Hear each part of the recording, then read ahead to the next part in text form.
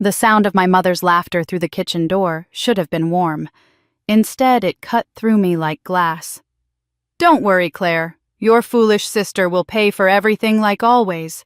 She's been our little ATM for 10 years, she won't stop now." I stood frozen in the hallway, clutching the coffee mug that suddenly felt too heavy in my hands. 10 years. 10 years of funding Claire's dreams, while mine gathered dust.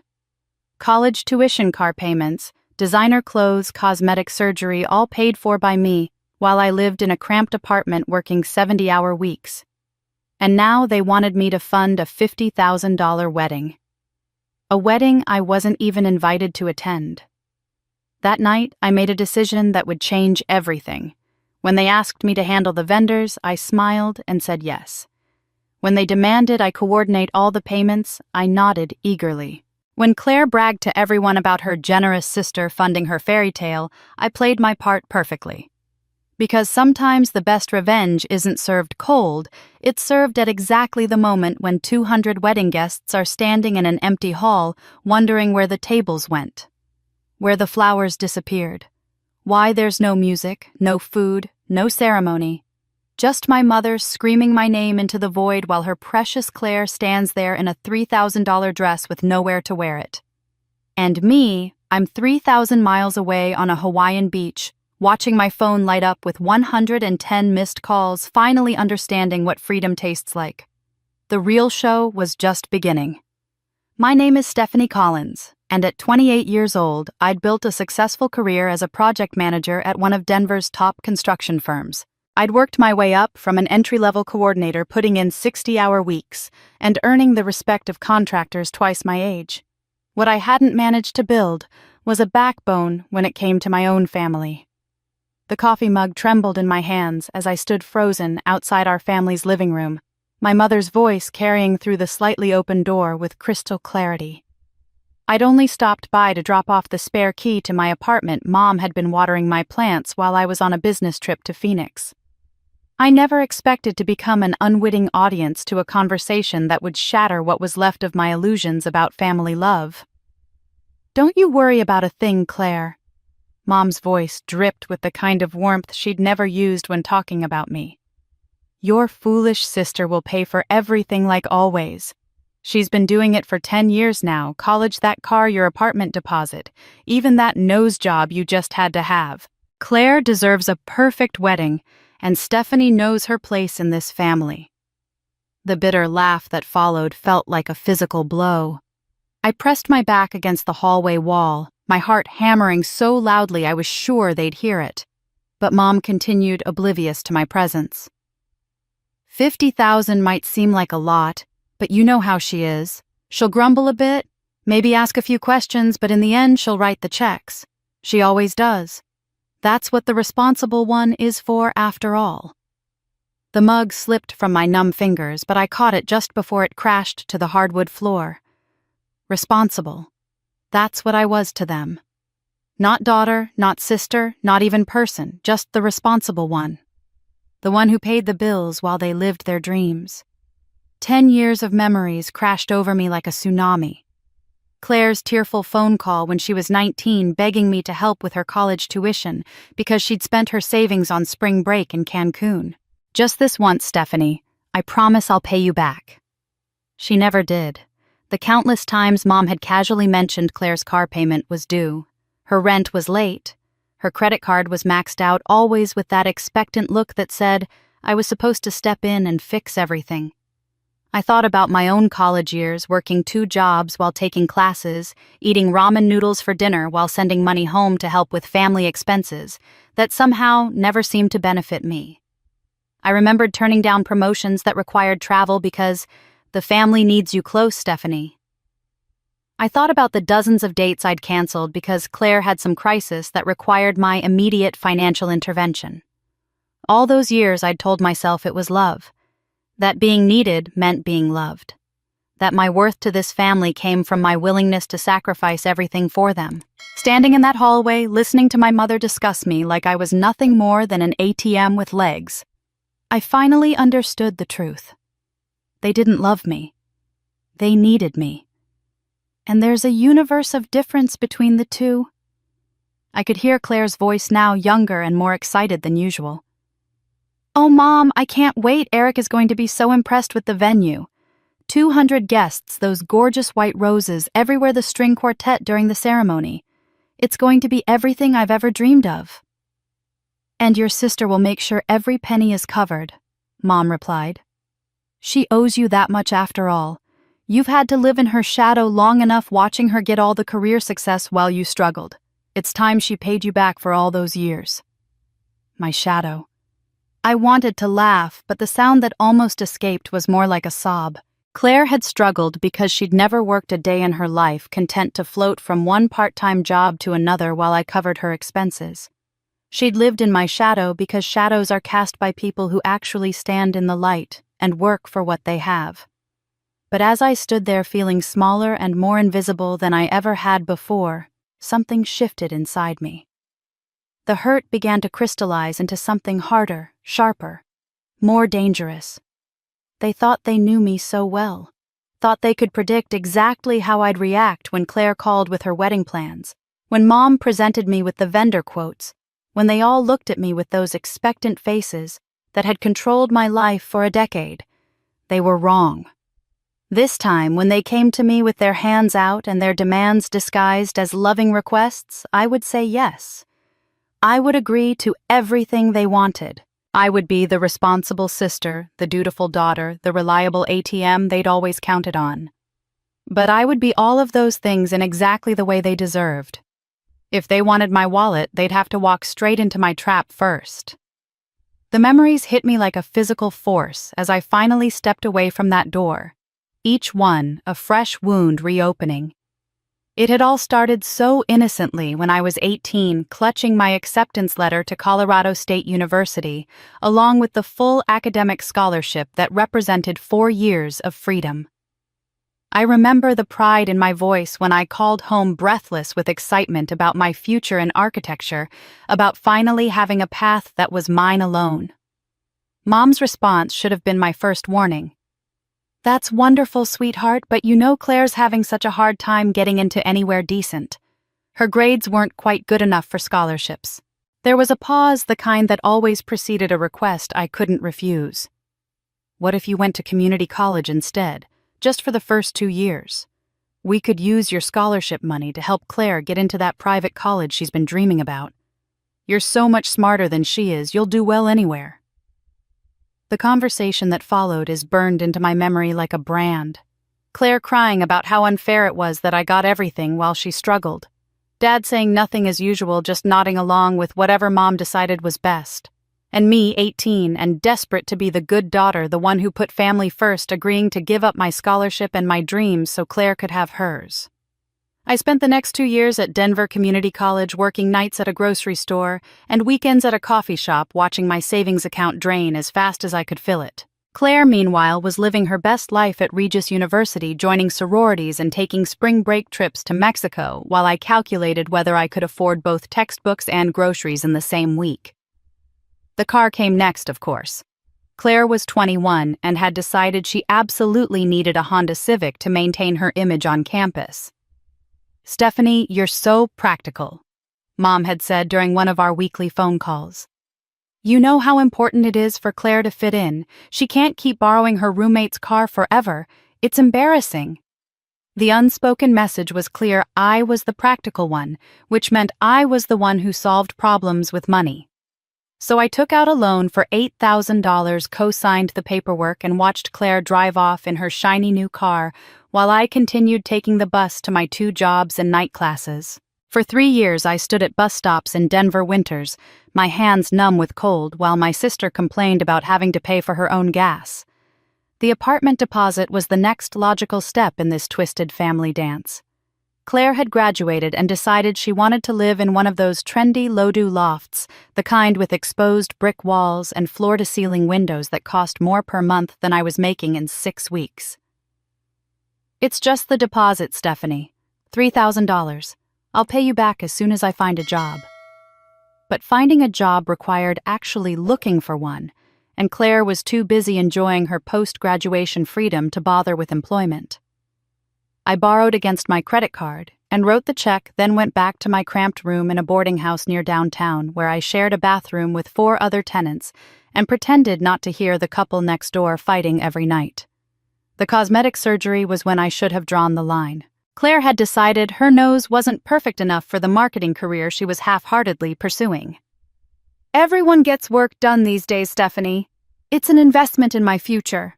You wouldn't want me to struggle because I don't feel confident about my appearance, would you? I remember sitting in my dentist's office that same week being told I needed a root canal that would cost $1,200. I remember calling to reschedule, then reschedule again, then finally just avoiding the dentist altogether as my tooth began to ache constantly. Instead, I took out another loan and paid for Claire's nose job, then spent the next 6 months managing my pain with over-the-counter medication and hoping the problem would somehow resolve itself. It never did resolve itself, of course. None of it did. The requests just kept coming, each one presented as a temporary emergency, a one-time favor, a chance for me to prove how much I loved my family. My work week stretched longer and longer as I climbed the ladder in construction management, but instead of my life getting easier, it got more complicated. 60 hours became 70 hours, became whatever it took to earn enough to keep everyone else afloat. I sent home 60% of everything I earned, living on the remainder like a college student well into my 20s. While my colleagues went out for drinks after work, I went home to my studio apartment and calculated how much I could afford to send home this month. While they dated and traveled and bought themselves nice things, I fielded phone calls about Claire's credit card bills and Mom's unexpected medical expenses, and always found a way to say yes. The men who asked me out eventually stopped asking. How do you explain that you can't go to dinner because your sister needs her car payment covered? How do you tell someone you can't take a weekend trip because your mother's expecting her monthly check? It was easier to just stay home to become the reliable daughter, the responsible sister, the family's financial backbone who existed solely to support everyone else's dreams.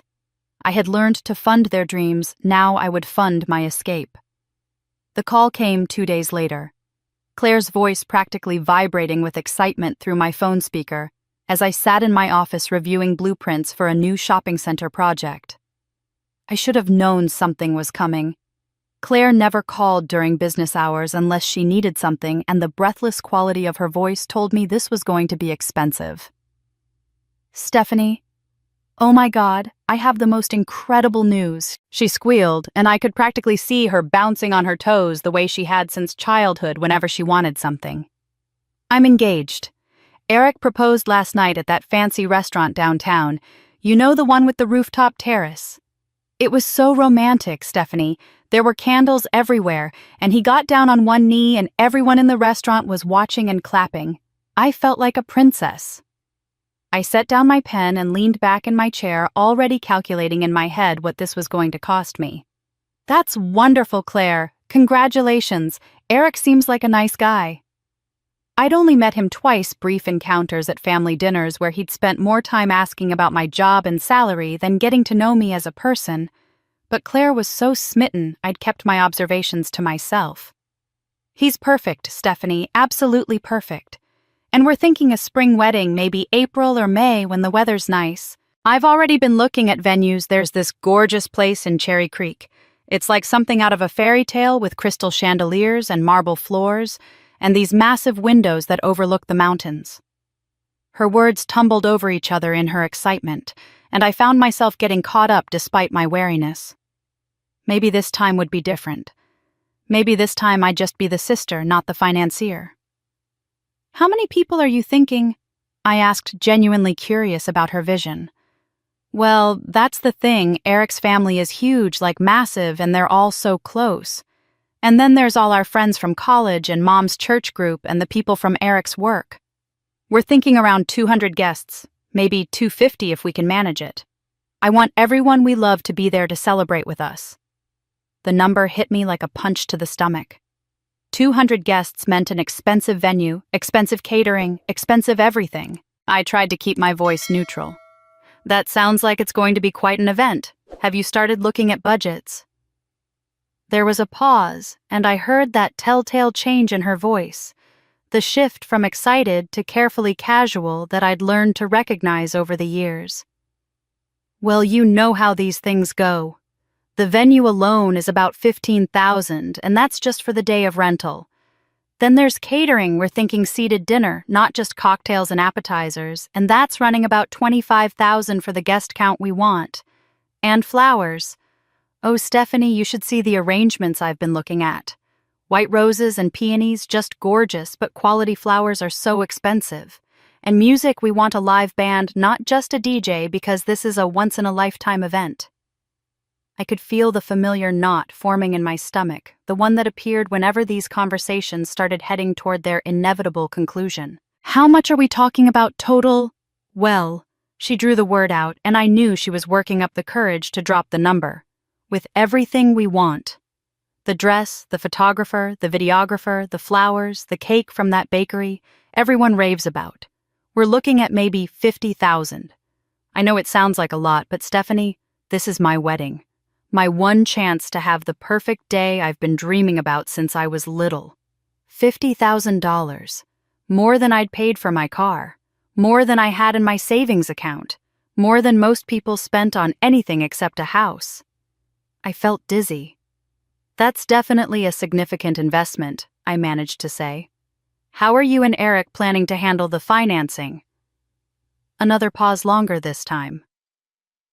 Well, Eric's still getting his business off the ground, you know how it is with startups. And I'm between jobs right now, just trying to figure out my next career move. But we figured with your new promotion and everything, and you've always been so generous with family. The request hung in the air between us, unspoken but crystal clear. I found myself nodding, even though she couldn't see me the familiar pattern of giving in before she'd even finished asking. Of course I'll help however I can, I heard myself saying. When are you thinking of having the ceremony? Oh, thank you, Stephanie, I knew you'd understand. We're thinking late March, early April. I'll send you all the vendor information so you can coordinate with them directly. It'll be so much easier if you handle all the payment arrangements. Something in her phrasing made me pause. Send me information to coordinate. What do you mean? Well, you know, for making deposits and final payments and all that business stuff. You're so much better with vendors and contracts and things. A cold feeling started spreading through my chest. Claire, where exactly will I be during all this coordination? I mean, what time should I plan to arrive at the venue on the wedding day? The silence stretched so long I thought the call had dropped. When she finally spoke, her voice had gone small and uncertain.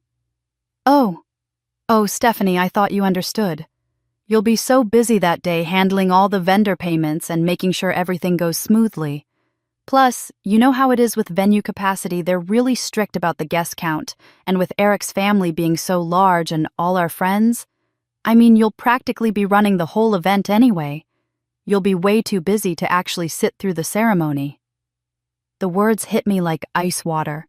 Too busy to attend my own sister's wedding because I'd be paying for it. Not a guest, just a sponsor. Not family, just a financial resource to be managed and utilized. I see, I said quietly. You understand, right? I mean, you've never been much for parties anyway, and someone needs to handle all the logistics. You're so good at that stuff. I understood perfectly. I understood that I'd spent 10 years believing that love looked like sacrifice, that family meant putting everyone else's needs before my own, that being needed was the same as being valued. I understood that I'd been wrong about all of it. I understand completely, Claire. After I hung up, I sat in my office as the late afternoon sun slanted through my windows, feeling something fundamental shift inside me. If I wasn't going to be a guest, I certainly wasn't going to be a host either. The formal introduction to Eric came the following Sunday at our weekly family dinner, a tradition Mom had insisted on maintaining even after Claire and I had moved out. I'd been dreading it since Claire's phone call, knowing that meeting the man who'd inspired a $50,000 wedding would require more acting skills than I possessed. But as I sat across from him at Mom's dining room table, watching him work his charm on my family, I realized I wasn't the only one putting on a performance. Eric was undeniably handsome in that polished corporate way that photographed well on LinkedIn profiles. He had the kind of confident smile that made people want to trust him immediately, and he wielded it like a weapon as he complimented Mom's pot roast and asked Dad thoughtful questions about his work at the hardware store. But it was when he turned that megawatt smile on me that I felt the first prickle of unease. "Stephanie Claire has told me so much about you," he said, extending his hand across the table with practiced ease. "I have to say, I'm incredibly impressed. Project manager at Morrison Construction. That's a serious position. Claire mentioned you've been there, 6 years now, working your way up from coordinator to management level. That takes real dedication and intelligence." The compliments felt rehearsed, like he'd practiced them in the mirror. More telling was the way his eyes sharpened when he mentioned my job title, the subtle shift in his posture that suggested he was filing away information for later use. "Thank you," I replied carefully. "It's been a good opportunity to grow professionally." "I bet it has. Construction management, especially in Denver's market right now, that must be incredibly lucrative. I mean, with all the development happening downtown and in the suburbs, companies like Morrison must be pulling in massive contracts." He leaned forward slightly, his interest seeming genuine to everyone else at the table, but feeling calculated to me. "You must be doing very well for yourself." Claire beamed at him like he'd just solved world hunger. "Isn't he sweet? He's so interested in everyone's careers. Eric's starting his own consulting business, aren't you, honey?" "Just getting it off the ground," Eric said with what I was beginning to recognize as false modesty. "Still in the investment phase, you know how it is. But enough about me, Stephanie. I'm curious about the residential market. Claire mentioned you've been looking at investment properties." I nearly choked on my water. I had never mentioned investment properties to Claire, mostly because I'd never had enough money left over after funding her lifestyle to invest in anything.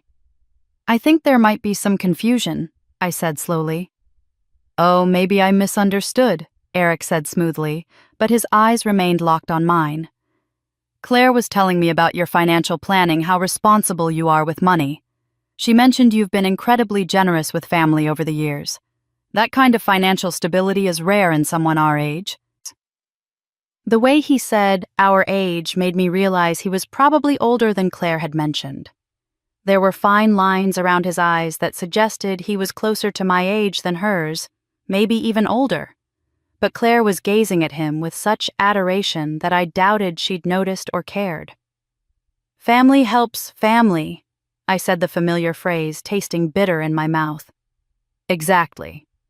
Eric's smile broadened. "That's such a beautiful philosophy. Claire is so lucky to have a sister who understands the importance of family support. Good thing she has such a generous sister, right? Especially with wedding costs these days, they can be astronomical." The comment landed like a probe testing my reaction. I felt like a specimen under a microscope being examined for signs of financial weakness or strength. He wasn't making conversation. He was conducting an assessment. Dad, oblivious to the undercurrents, nodded approvingly. "Stephanie's always been the responsible one. Never asks for anything, always helping out." "I can see that," Eric said, and for just a moment his smile slipped into something colder, more calculating. "Claire's lucky to have that kind of security in her family." The rest of dinner passed in a blur of Eric asking carefully crafted questions about my work schedule, my living situation, my car payments. He never asked directly about my salary or savings, but he managed to extract a surprising amount of financial information through seemingly innocent conversation. By the time we were clearing plates, he probably had a better sense of my budget than my accountant did. That night, something nagged at me as I replayed the evening. Eric's interest had felt too focused, too strategic. Men who were genuinely interested in getting to know their future sister-in-law didn't typically spend dinner calculating her net worth. So I did what any suspicious woman in the digital age does. I Googled him. Eric Matthew Jennings, 32. Previously lived in Phoenix and Seattle. What I found in those search results made my blood run cold. 2 engagement announcements in different cities' newspaper archives. Both women appeared to be around Claire's age, both from families with money, and both had older sisters mentioned prominently in the wedding planning articles as generous family supporters. The first engagement had been called off abruptly after a year of planning shortly after the bride's family experienced financial difficulties. The second had ended when the bride's sister moved across the country, taking her financial support with her. In both cases, Eric had disappeared from their social media and moved to a new city within months of the broken engagements. I dug deeper, cross-referencing dates and locations, following digital breadcrumbs through Facebook posts and Instagram stories. The pattern was unmistakable. Eric didn't fall in love with women, he researched them. He found young, attractive women from families with money, specifically families with successful older siblings who had a history of financial generosity. He courted the sister, charmed the family, and positioned himself to access resources that weren't technically his. Claire wasn't his bride, she was his business plan, and I wasn't the generous sister he was courting. I was the target he was hunting. He had his harvest planned, but I had my drought ready. The Monday morning after that revealing dinner, I threw myself into work with unusual intensity, desperate to focus on something that made sense in a world where nothing else seemed to. The Riverside Commons renovation project had been my baby for 6 months, a historic office building being converted into mixed-use retail and residential space. And today we were meeting with the architect who'd be handling the structural modifications for the upper floors. Michael Torres arrived at the construction trailer precisely on time, carrying rolled blueprints under one arm and a coffee that smelled infinitely better than the bitter brew from our ancient office machine. He was tall and lean, with dark hair that looked like he'd been running his fingers through it while studying plans, and when he shook my hand, his grip was firm without being aggressive, professional without being distant. "You must be Stephanie Collins," he said. And I was immediately struck by how he looked directly at me when he spoke, not over my shoulder or around the room, like so many contractors did when they met a female project manager. "I've been looking forward to working with you. I reviewed your preliminary reports last week. Your assessment of the load-bearing issues on the 3rd floor was spot on. That kind of attention to structural detail isn't something you see every day." It was such a simple compliment, focused entirely on my professional competence, but it caught me off guard. When was the last time someone had praised my work without immediately segueing into what they needed from me personally? We spent the morning going over architectural plans, discussing timeline constraints and budget parameters, and I found myself genuinely enjoying the collaborative process. Michael listened to my concerns about coordinating with the electrical and plumbing subcontractors, offered practical solutions for the ventilation challenges in the basement level, and never once made me feel like I was being difficult when I pushed back on elements that could create problems down the line. It was during our lunch break, sitting on folding chairs outside the construction trailer with sandwiches from the deli down the street, that the conversation shifted from professional to personal, in a way that felt completely natural. "So, how did you end up in construction management?" Michael asked, unwrapping what looked like a turkey and avocado sandwich made with actual fresh bread instead of the processed stuff I usually grabbed from convenience stores. It's not exactly a traditional path for most people. I found myself telling him about discovering my love for problem-solving during a college internship, about the satisfaction of seeing a project transform from blueprints to reality, about the challenge of coordinating dozens of moving parts into a cohesive whole. As I talked, I realized I was describing parts of my job I'd forgotten. I enjoyed aspects of my career that had gotten buried under the constant stress of family financial management. "That's fascinating," he said, and seemed to actually mean it. "What got you interested in the first place? Were you one of those kids who built elaborate Lego cities?" The question made me laugh, a real laugh that surprised me with its spontaneity. "Actually, yes. I used to spend hours creating these detailed architectural plans for imaginary buildings. I wanted to be an architect originally, before I switched to business management." "What changed your mind?" The answer stuck in my throat. How could I explain that I'd given up my dream to fund someone else's? That I'd chosen a more immediately lucrative career path because my family needed money more than I needed personal fulfillment, life circumstances, I said finally. Sometimes practical considerations have to take priority over personal interests. Michael nodded thoughtfully, but something in his expression suggested he heard the sadness I was trying to hide. Do you still draw sketch building designs, I mean? The question hit me unexpectedly. When was the last time I'd picked up a pencil for anything other than signing checks or filling out vendor forms? I don't really have time for hobbies anymore, I said automatically, the response so practiced it came out without conscious thought. Everyone has time for something they love, Michael said gently. Maybe not hours every day, but something. What do you do when you want to relax? When you're not managing projects or dealing with contractors? I opened my mouth to answer and realized I didn't have one. My evenings were spent reviewing family financial requests, my weekends absorbed by Claire's crises or Mom's expectations. Even my vacation days were typically consumed by family obligations that couldn't wait. I help my family, I said, aware of how pathetic it sounded. That's generous of you, but what do you do for yourself? The question hung in the air between us, and I felt a strange panic rising in my chest. What did I do for myself? When was the last time I'd made a decision based solely on what would make me happy? When was the last time someone asked what you wanted? Michael continued, his voice soft but insistent. Not what your family needs, not what your job requires, not what would be practical or responsible, what you actually want for yourself. I stared at him, this relative stranger who was asking questions no one in my family had bothered with in years. The intensity of his attention was almost overwhelming. He was looking at me like I was a person with opinions and desires and dreams that mattered, not just a resource to be tapped when needed. I'm not sure I remember. I admitted, the honesty slipping out before I could stop it. Then maybe it's time to figure that out, he said simply. For the first time in years, someone saw me as a person, not a bank account. The following weekend, when I arrived for our usual Sunday dinner, Dad was waiting by the front window like he'd been watching for my car. This wasn't entirely unusual. He'd always been the one to greet me first, offering to carry whatever I'd brought or help with my coat. But something about his posture seemed different.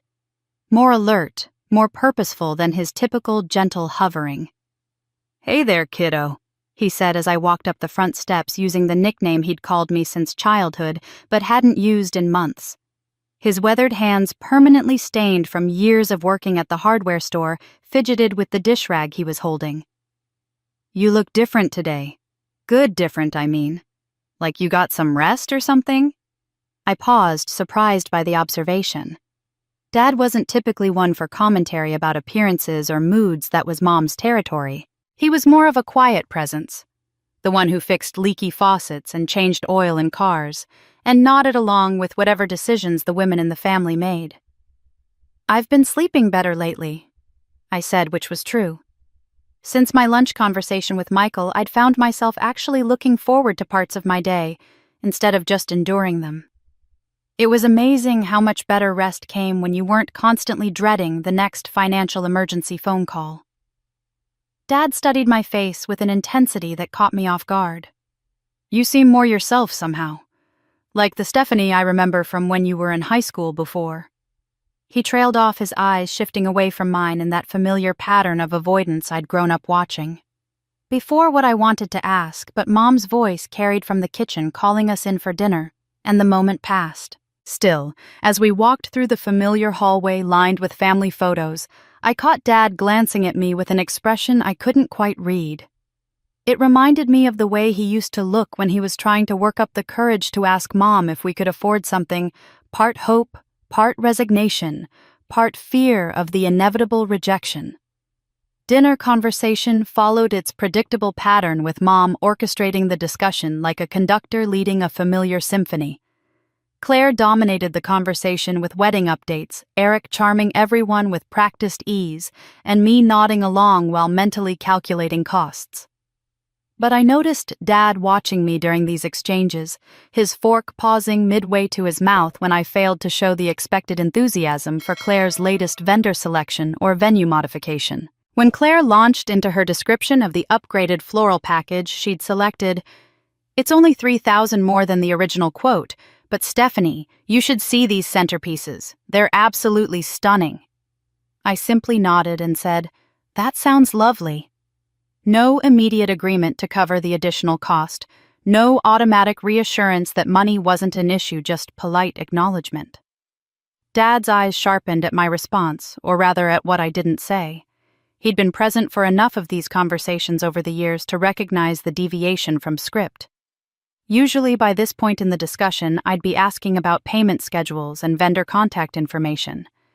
It was after dinner when Mom and Claire had disappeared into the living room to look at wedding magazines, and Eric had stepped outside to take a business call that Dad made his move. He found me in the kitchen loading dishes into the dishwasher with the methodical precision of someone who'd done this exact task 1,000 times.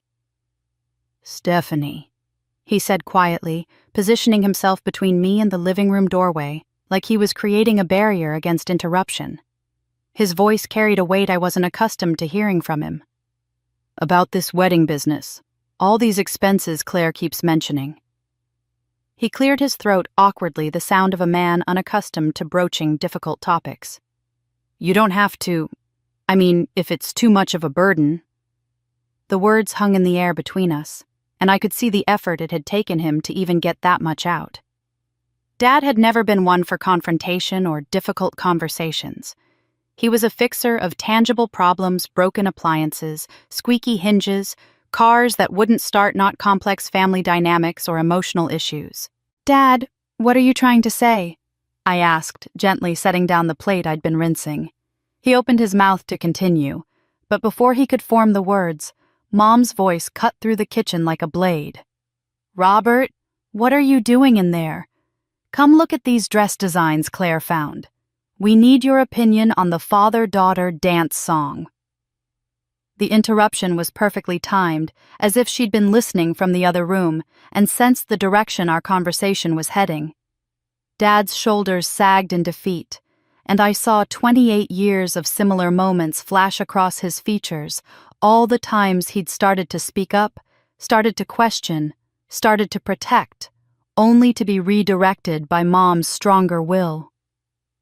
"Coming, honey," he called back, but his eyes remained fixed on mine for another moment, filled with something that looked like an apology. "We'll talk later," I said quietly, though we both knew we wouldn't. Later never came in our family when it came to uncomfortable truths. But as he walked toward the living room, Dad paused in the doorway and turned back to me. "You know you were going to be an architect once," he said, his voice so low I almost missed it. "You had all those drawings, those building plans you used to show me. You were so excited about designing spaces where people could be happy." He was quiet for a long moment. "I've wondered sometimes what happened to that girl." The observation hit me like a physical blow, not because it was cruel, but because it was true. He'd been watching all these years, noticing what I'd lost, even when I'd stopped noticing it myself. He'd seen me transform from a girl with dreams into a woman whose primary function was writing checks for other people's happiness. After he disappeared into the living room, I stood alone in the kitchen, my hands still wet from dish soap, processing the weight of what had just happened. Dad had tried to give me an out, tried to acknowledge that maybe the family had asked too much of me. It was the first crack I'd ever seen in the solid wall of expectation that surrounded me. He knew something was shifting, but he didn't know his daughter was planning an earthquake. The formal summons came 3 days later in the form of Mom's most authoritative voice on my voicemail. "Stephanie, we need to have a proper family meeting this Sunday after dinner. Claire and Eric will be there, and we have important wedding planning to discuss. Don't be late." The tone left no room for interpretation. This wasn't a request, it was a command performance where my attendance was mandatory and my compliance was assumed. When I arrived that Sunday, the dining room had been transformed into a war room. Mom had covered the table with spreadsheets, vendor brochures, and what appeared to be a timeline chart with color-coded sections. Claire sat at one end with a thick binder labeled Dream Wedding in gold script, while Eric occupied the chair across from me looking like a businessman about to close a major deal.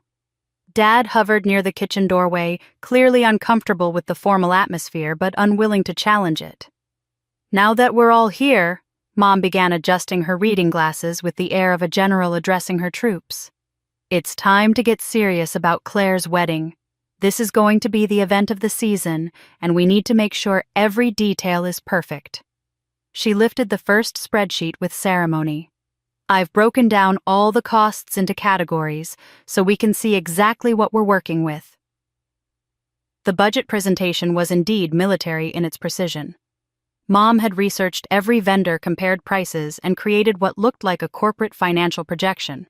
The venue rental at Bella Vista Gardens is $25,000 for the day, which includes the ceremony space, reception hall, and bridal suite. The catering is $15,000 for 200 guests with the premium menu selection. We're not cutting corners on food quality.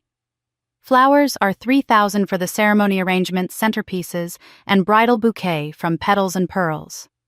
Photography and videography together are $4,500 from that award-winning studio Claire found. As she continued down the list, each item presented like an unavoidable necessity.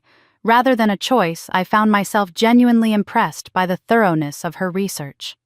She'd clearly spent weeks on this presentation, gathering quotes and creating justifications for every expense. The band was $3,500 because live music creates atmosphere you simply can't get from a DJ.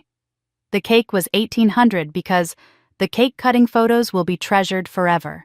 The wedding dress alterations were $500 because Claire deserves to look absolutely perfect. In total, Mom concluded, setting down the final page with satisfaction, we're looking at $52,300 for everything Claire needs for her perfect day. We know we can count on you, Stephanie. You've always been there for this family when it matters most. The assumption in that statement was breathtaking in its completeness. Not, would you be willing to help? Not, can we discuss how to handle these costs? But simply, we know we can count on you. My agreement wasn't being requested, it was being taken for granted like a natural law of physics. This is quite comprehensive, I said, accepting the folder Mom handed me with all the vendor information. You've clearly put a lot of work into this planning. Claire and I have been researching for months, Mom replied proudly. We wanted to make sure we had all the facts before we presented this to you. No surprises, no hidden costs, everything transparent and organized. I nodded thoughtfully, flipping through pages of vendor contracts and price quotes while my family watched expectantly.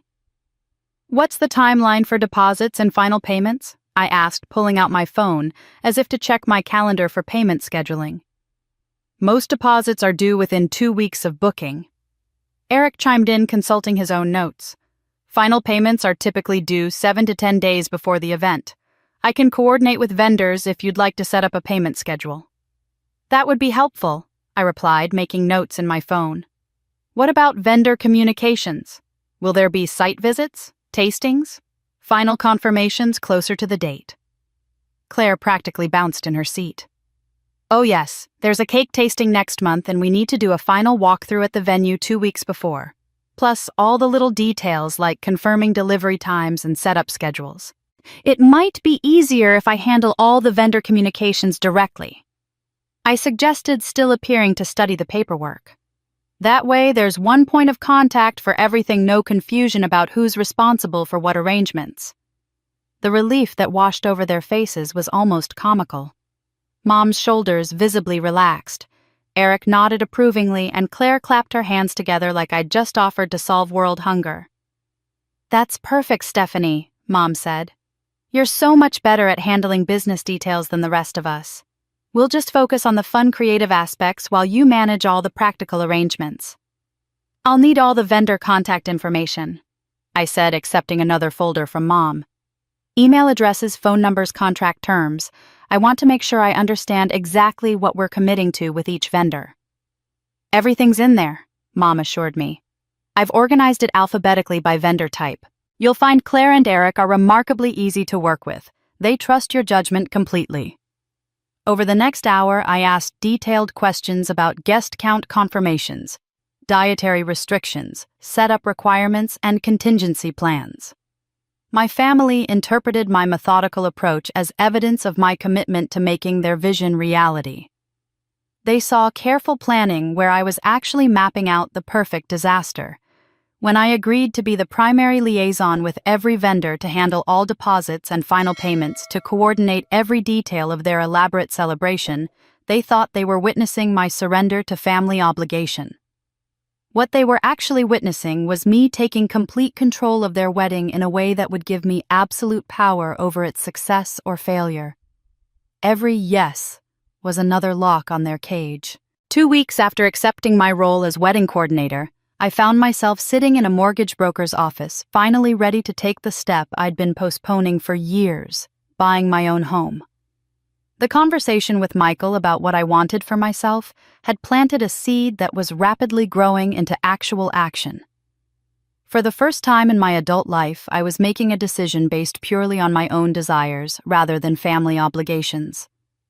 "This should be straightforward," said Janet, the loan officer, as she pulled up my credit report on her computer screen. "You've got steady employment, good income history, and from what I can see here, you're generally responsible with credit." She paused, her eyebrows drawing together in confusion. "Although there's something odd here that we'll need to clarify." My stomach dropped before I even knew why. "What kind of odd?" "There's a credit card account showing on your report that I don't see any payment history for in your banking records. MasterCard opened 8 months ago. Current balance of $8,400. The payment history shows it's current, but the payments aren't coming from any of the accounts you've provided documentation for."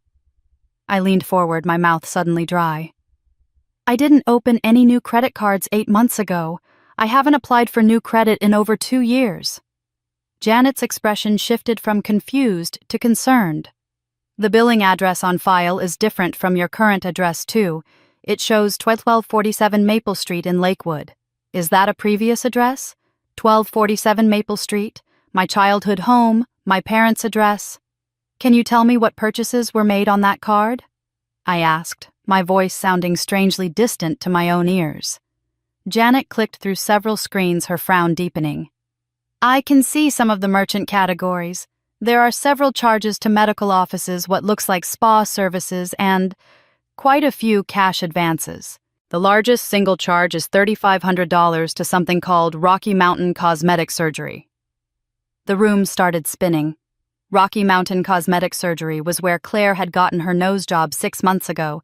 The procedure she'd claimed was a gift from a generous friend, when I'd asked how she'd afforded it. The same surgery I'd been too polite to question further, assuming she'd somehow saved up the money herself. "I need to see those records," I said, my voice sharper than I'd intended. "All of them. This card was opened fraudulently." What followed was the most surreal hour of my life. Janet walked me through the process of filing a fraud report while simultaneously documenting every charge on the unauthorized account. The pattern that emerged was sickeningly familiar. Claire's cosmetic surgery, yes, but also monthly charges to a day spa in Cherry Creek that I knew Mom frequented. Cash withdrawals every Friday night in amounts of $200 to $300 from ATMs near the Black Hawk casinos where Mom had mentioned going just for fun with her church friends.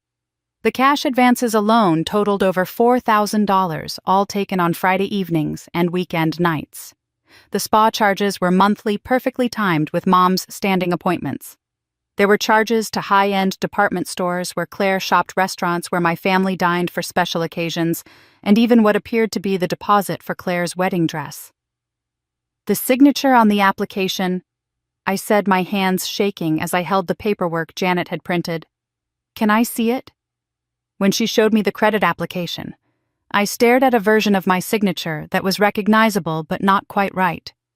Someone had practiced writing my name, had studied my handwriting well enough to create a passable forgery, but the subtle differences were obvious to me. The way the S curled the slant of the letters, the pressure of the pen strokes, it was like looking at a photograph that had been slightly altered. "Who would have access to samples of your signature?" Janet asked gently.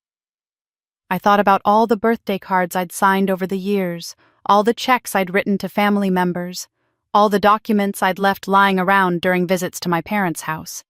I thought about Mom's careful way of handling paperwork, how she always offered to file things safely when I left important documents at their house. "My mother," I said quietly. Janet's professional composure slipped slightly. Family members committing identity theft is unfortunately more common than people realize. The good news is that we can dispute these charges and get this account removed from your credit report. The bad news is that you'll need to file a police report if you want to pursue prosecution. As we continued digging into my credit history, Janet discovered 2 other irregularities that made my blood run cold. My address was listed as an authorized contact for 3 other credit accounts that weren't mine, meaning bills and statements for someone else's debt were being sent to my apartment. When I thought about it, I realized Mom had asked for my new address when I'd moved last year, claiming she wanted to send me mail in case of emergencies. This suggests a pattern of systematic abuse, Janet explained carefully. Someone has been using your financial stability and good credit to leverage additional borrowing capacity. They're essentially using your creditworthiness as collateral for their own spending. The final piece of the puzzle came when Janet pulled a comprehensive credit monitoring report.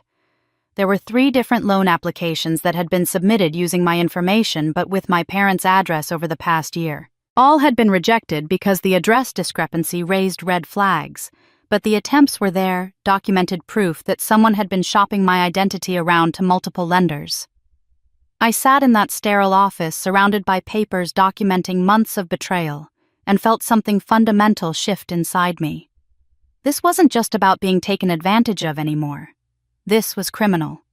They hadn't just been pressuring me to give them money, they'd been stealing my financial identity, gambling with my credit rating, and systematically undermining my economic security while I focused on being a good daughter and sister. The wedding demands the constant financial emergencies, the assumption that I would always be there to bail them out. It had all been a distraction. While I was writing checks and transferring money voluntarily, they were also helping themselves to resources I didn't even know I had provided. Every month I'd been supporting their lifestyle directly while they simultaneously drained my credit indirectly. They didn't just want my money, they'd been stealing my future. The dress shopping appointment came 3 days after my devastating discovery at the mortgage broker's office, and I almost canceled it twice before forcing myself to go. Claire had been texting me excited updates all week about the boutique she'd selected, Bella Bridal, an upscale shop in Cherry Creek where wedding dresses started at $3,000 and climbed rapidly from there. I knew I needed to maintain appearances until I was ready to execute my plan, so I plastered on a smile and met her at the appointed time. The boutique itself was everything Claire had dreamed of: crystal chandeliers, champagne service, and private dressing rooms larger than my first apartment.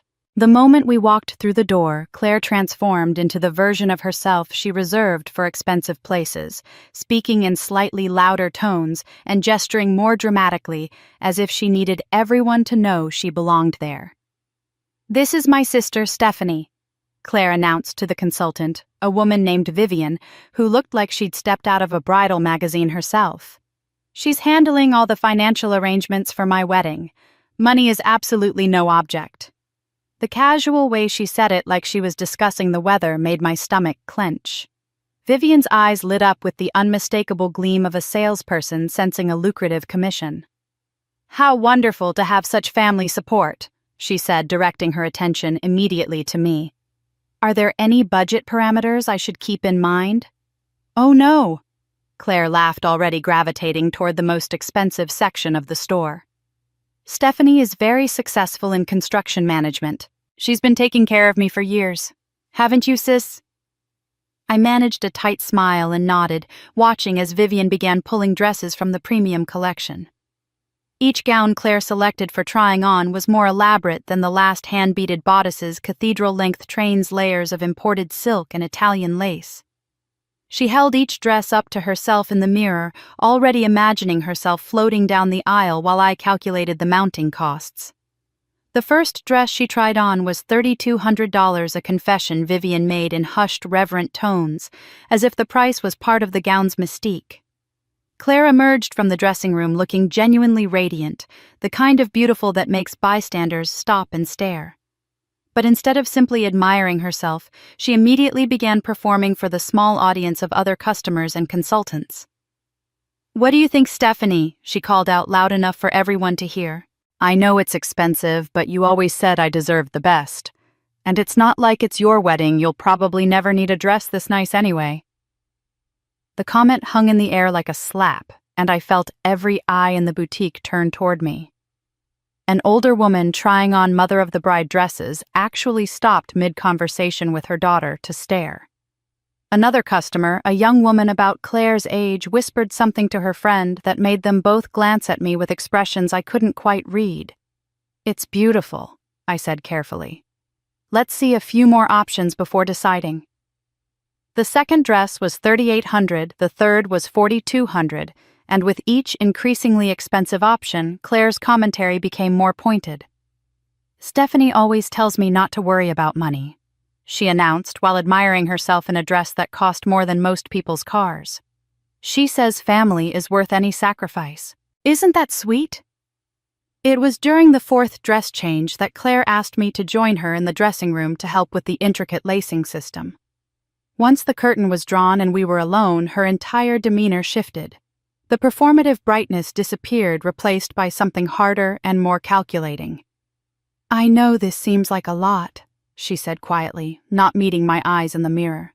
"All the wedding expenses, I mean. And I know it's not exactly fair that you're paying for everything while I get to be the princess." I waited, sensing there was more coming.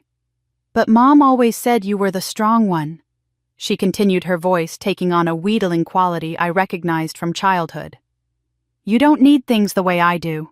You're good at taking care of yourself, at making money, at being responsible. I've never been good at any of that. I need someone to take care of me, and you need someone to take care of. It works out perfectly, doesn't it?" The twisted logic of her statement was breathtaking. She'd managed to reframe my exploitation as a mutually beneficial arrangement, as if my compulsive caretaking and her entitled dependency were complementary personality traits rather than a dysfunctional dynamic that had consumed my entire adult life. "Claire," I began, but she cut me off. "Please don't make this complicated, Stephanie. I know you can afford it, and this is my one chance to have everything I've dreamed of. After the wedding, things will be different. Eric and I will be more independent, but right now, I need this from you." When we emerged from the dressing room, Claire had selected the most expensive dress of the afternoon, a $4,500 creation that required an additional $800 in alterations. As Vivian began writing up the order, Claire couldn't contain her excitement. "My sister is so generous," she announced to the entire boutique, her voice carrying over the soft classical music and champagne-fueled conversations. "She's paying for my entire wedding, the dress, the venue, everything. I'm the luckiest girl in the world to have family like that." The reaction was immediate and mortifying. Conversation stopped mid-sentence. Several women turned to stare openly. I heard whispered comments. "Can you imagine?" and "How embarrassing," that made my cheeks burn with shame. But it was the elderly woman I'd noticed earlier who delivered the most devastating blow. As we were leaving, she approached me near the door, her face kind but her eyes sad. "Honey," she said quietly, her voice gentle but firm. "I raised 4 daughters, and I've never seen anything like what just happened in there. Family shouldn't treat you like that. You deserve better." The stranger's pity hurt more than the betrayal, because they could see what I'd been blind to. The elderly woman's words followed me home from the boutique and haunted me through the weekend, but by Monday morning they had crystallized into something else entirely: determination. If my family was going to treat me like their personal ATM, if strangers could see the dysfunction more clearly than I had for years, then it was time to give everyone exactly what they expected from me. I would be the perfect coordinator, the responsible sister, the financial backbone they'd always counted on. I would be all of those things right up until the moment their world collapsed. The vendor communications began that very afternoon. I started with Bella Vista Gardens, the venue Mom had selected with such military precision. When I called, I spoke with Jennifer, the events coordinator, who had clearly been expecting my call based on the enthusiasm in her voice. "Ms. Collins, I'm so excited to work with you on Claire's wedding. Your mother mentioned you'd be handling all the arrangements. We have March 28th tentatively held for you, but we'll need to confirm with a deposit within the next 2 weeks to secure the date." Absolutely, I replied, settling into my office chair with a legal pad and my most professional voice. I'd like to go over all the details to make sure we're aligned on expectations. Can you email me the full contract with all terms and conditions? What followed was a masterclass in appearing committed while remaining completely uncommitted. Jennifer sent over a 15-page contract that I read with the careful attention I usually reserved for construction specifications. Buried in the fine print was exactly what I'd hoped to find: a clause stating that all bookings were tentative until final payment was received, and that cancellations made more than 72 hours before the event would result in forfeiture of deposit only. I responded with detailed questions about setup times, catering logistics, and parking arrangements. I requested floor plans and vendor access schedules. I asked about backup plans for weather and inquired about their liability insurance. To Jennifer, I appeared to be the most thorough client she'd ever worked with. In reality, I was creating a paper trail that would document exactly how seriously I'd taken their expectations without ever actually committing to anything. The same pattern played out with every vendor on Mom's meticulously researched list. The caterer received extensive emails about menu modifications and dietary restrictions. The florist got detailed requests about seasonal availability and delivery schedules. The photographer was sent elaborate shot lists and timeline requirements. Each conversation was professional, enthusiastic, and completely devoid of actual contract signatures or deposit payments. The beauty of the system was that vendors appreciated working with someone who asked intelligent questions and demonstrated genuine engagement with their services. They had no reason to doubt that final confirmations and payments would follow once all details were settled. Meanwhile, my family saw someone who was taking their wedding seriously, handling every vendor relationship with the professional competence they'd come to expect from me. Mom began bragging to the neighbors within days. I knew this because Mrs. Henderson from next door called to congratulate me on being such a generous sister, and mentioned how excited Mom was about the elegant venue and 5-course reception dinner.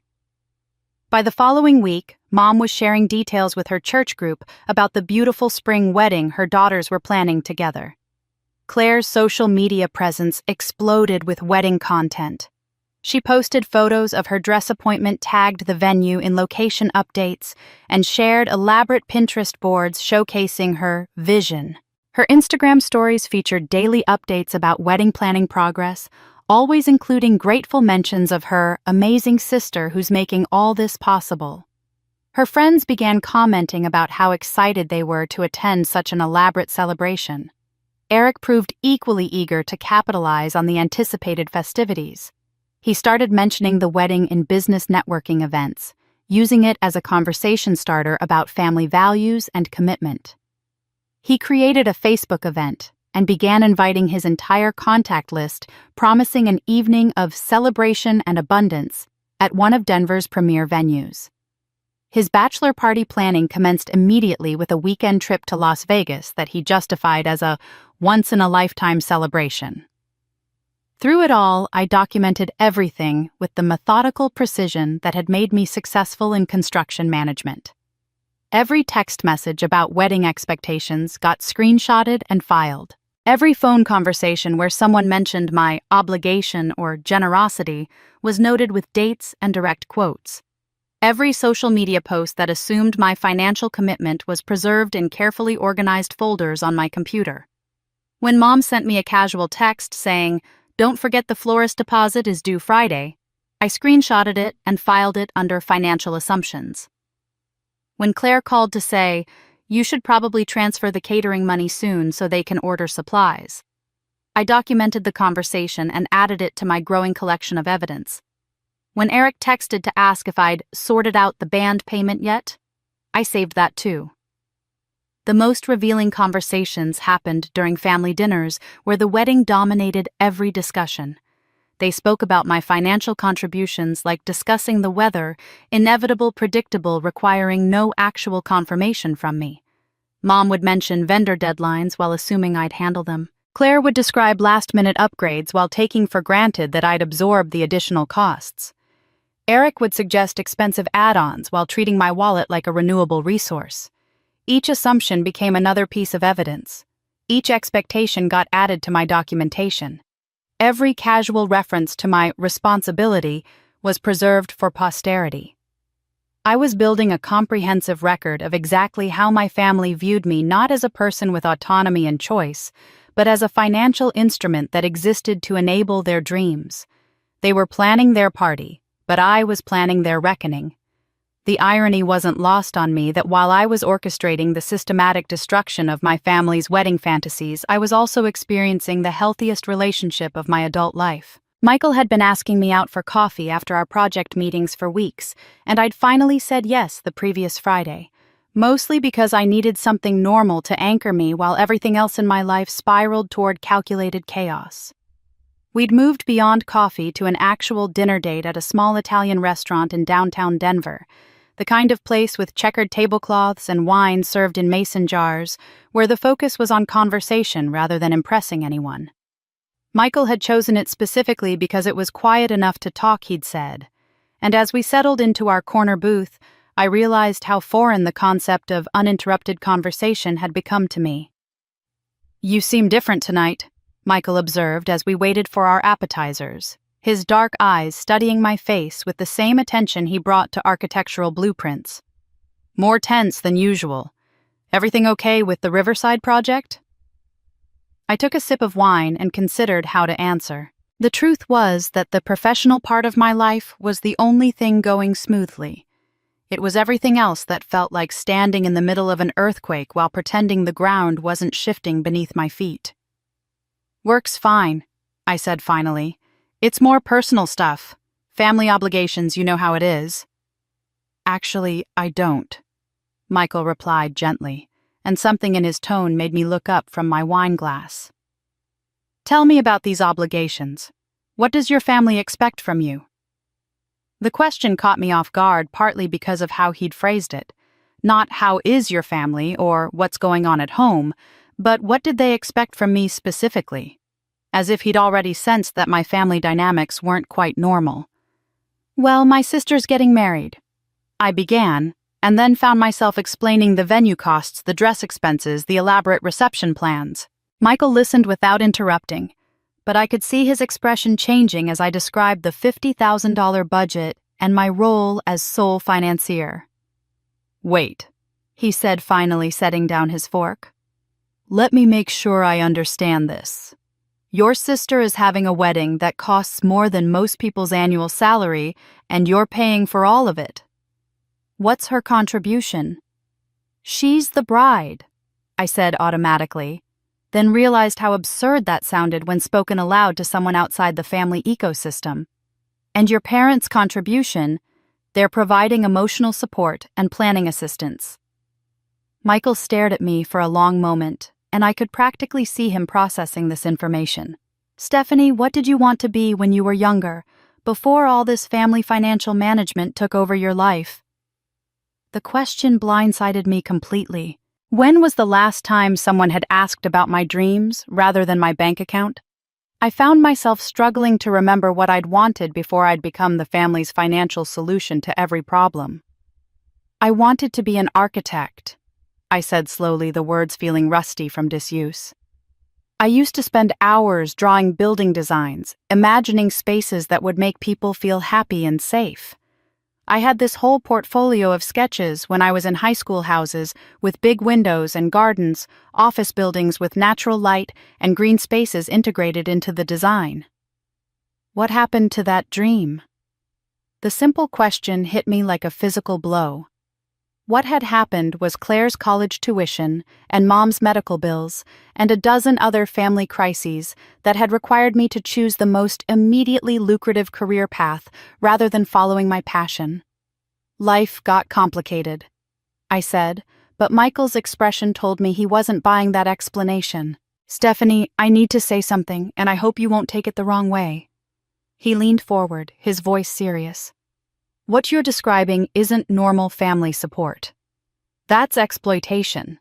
Healthy families don't designate one person as the financial resource for everyone else's dreams, while that person sacrifices their own." I started to protest, to offer the familiar explanations about family loyalty and shared responsibility. But Michael continued, I come from a big family, 4 siblings, lots of cousins, parents who struggled financially when we were kids. We've all helped each other out over the years, but it's always been reciprocal. When my brother needed help with his house down payment, 3 of us pitched in and he paid us back over 2 years. When my sister was going through her divorce, we all contributed to her legal fees, but she never expected any one person to carry the entire burden. He paused, studying my face. Has your family ever helped you with anything, ever made a sacrifice for your dreams the way you've sacrificed for theirs? The question hung in the air between us, and I found myself mentally scanning through years of family interactions looking for examples of reciprocal support. The search came up empty.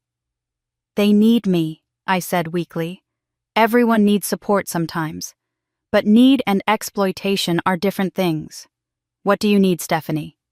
When's the last time someone in your family asked that question? I couldn't remember.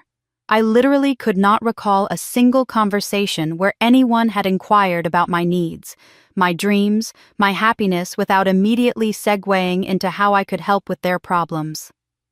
There's a community college near here that offers evening drafting classes, Michael said, pulling out his phone and showing me a website.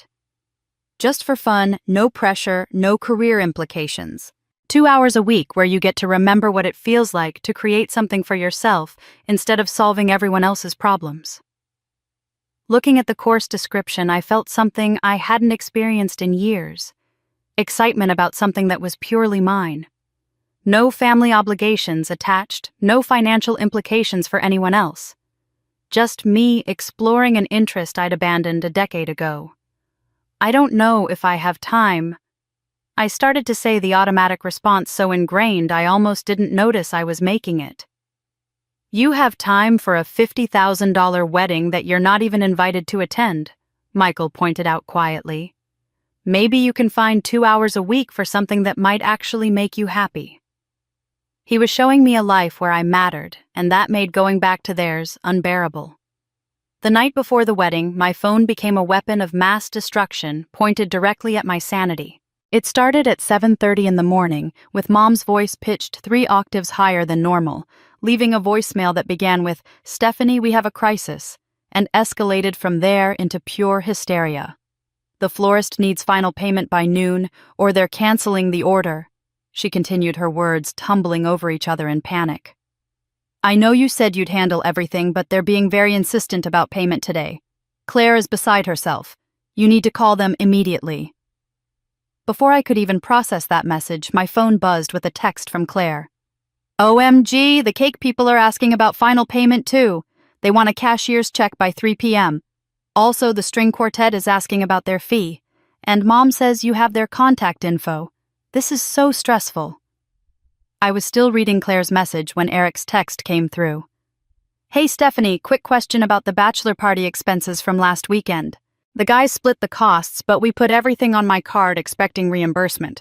Total came to $1,200. Can you Venmo me today? Thanks." By 10 a.m., my phone had buzzed 17 times. Mom called twice more, each message more frantic than the last. Claire sent a steady stream of texts about vendor confirmations, setup questions, and last-minute additions she'd apparently approved without consulting anyone. Eric contributed his own series of messages about groomsmen gifts, transportation arrangements, and something about upgraded bar service that he'd taken the liberty of arranging, with the assumption that I'd cover the difference. The beautiful irony was that their panic was making my own preparation easier. Every desperate call and frantic text was further evidence of their complete dependence on my financial support documentation I would include in the letters I was writing. Their hysteria provided perfect cover for my unusual calm. "I'll handle everything first thing in the morning," became my standard response to every crisis. When Mom called sobbing about the photographer's equipment insurance fee, I assured her calmly that I'd take care of it. When Claire texted in all capitals about the venue coordinator asking for final headcount confirmation, I replied with my usual promise to manage the details. When Eric called asking about the rehearsal dinner bar tab from the night before, I told him not to worry about it. My serenity in the face of their chaos only reinforced their belief that I had everything under control. They were so focused on their immediate panic that they didn't question why I wasn't asking for vendor contact information or requesting invoice details. They were drowning in last-minute wedding stress, and my calm voice was the life preserver they clung to without examining too closely. While they spiraled into pre-wedding madness, I was methodically completing the most liberating preparations of my adult life. The small suitcase I packed contained only essentials: 3 sundresses, sandals, a book I'd been meaning to read for 2 years, and the red bikini I'd bought online but never had occasion to wear. The Hawaii flight I'd booked for 5 a.m. departure would have me on a beach in Maui by early afternoon Pacific time, while my family was discovering the true meaning of consequences. The letters took the longest to write, and they became more cathartic than I'd expected. Mom's letter detailed every financial manipulation, every guilt trip, every assumption that my money was theirs by right. I included specific examples with dates and amounts, creating a comprehensive record of 10 years of exploitation disguised as family love. Claire's letter was shorter but more pointed, focusing on her deliberate complicity in the family's financial abuse and her entitled assumption that having dreams meant someone else should pay for them. Eric's letter was the most satisfying, to write a detailed explanation of how I'd discovered his pattern of targeting women with financially generous family members, complete with screenshots of his previous engagements, and the research I'd compiled about his systematic approach to relationship fraud. I printed every piece of evidence I'd collected over the past weeks: screenshots of text messages, email threads with vendors, documentation of their social media posts, assuming my financial commitment bank records showing the fraudulent credit card usage, and copies of every conversation where they'd treated my wallet like community property. Each family member would receive a complete portfolio of their own behavior, impossible to deny or minimize. The package I prepared for mailing contained every gift they'd given me over the past decade, along with copies of the receipts showing I'd paid for each item myself. The necklace Claire had given me for my birthday, purchased with my own money, transferred to her account the week before. The picture frame from Mom with "World's Best Daughter" engraved on it, bought with the credit card she'd fraudulently opened in my name. The book Eric had thoughtfully selected for me, charged to the same stolen credit card, and given to me as if it represented his consideration for my interests.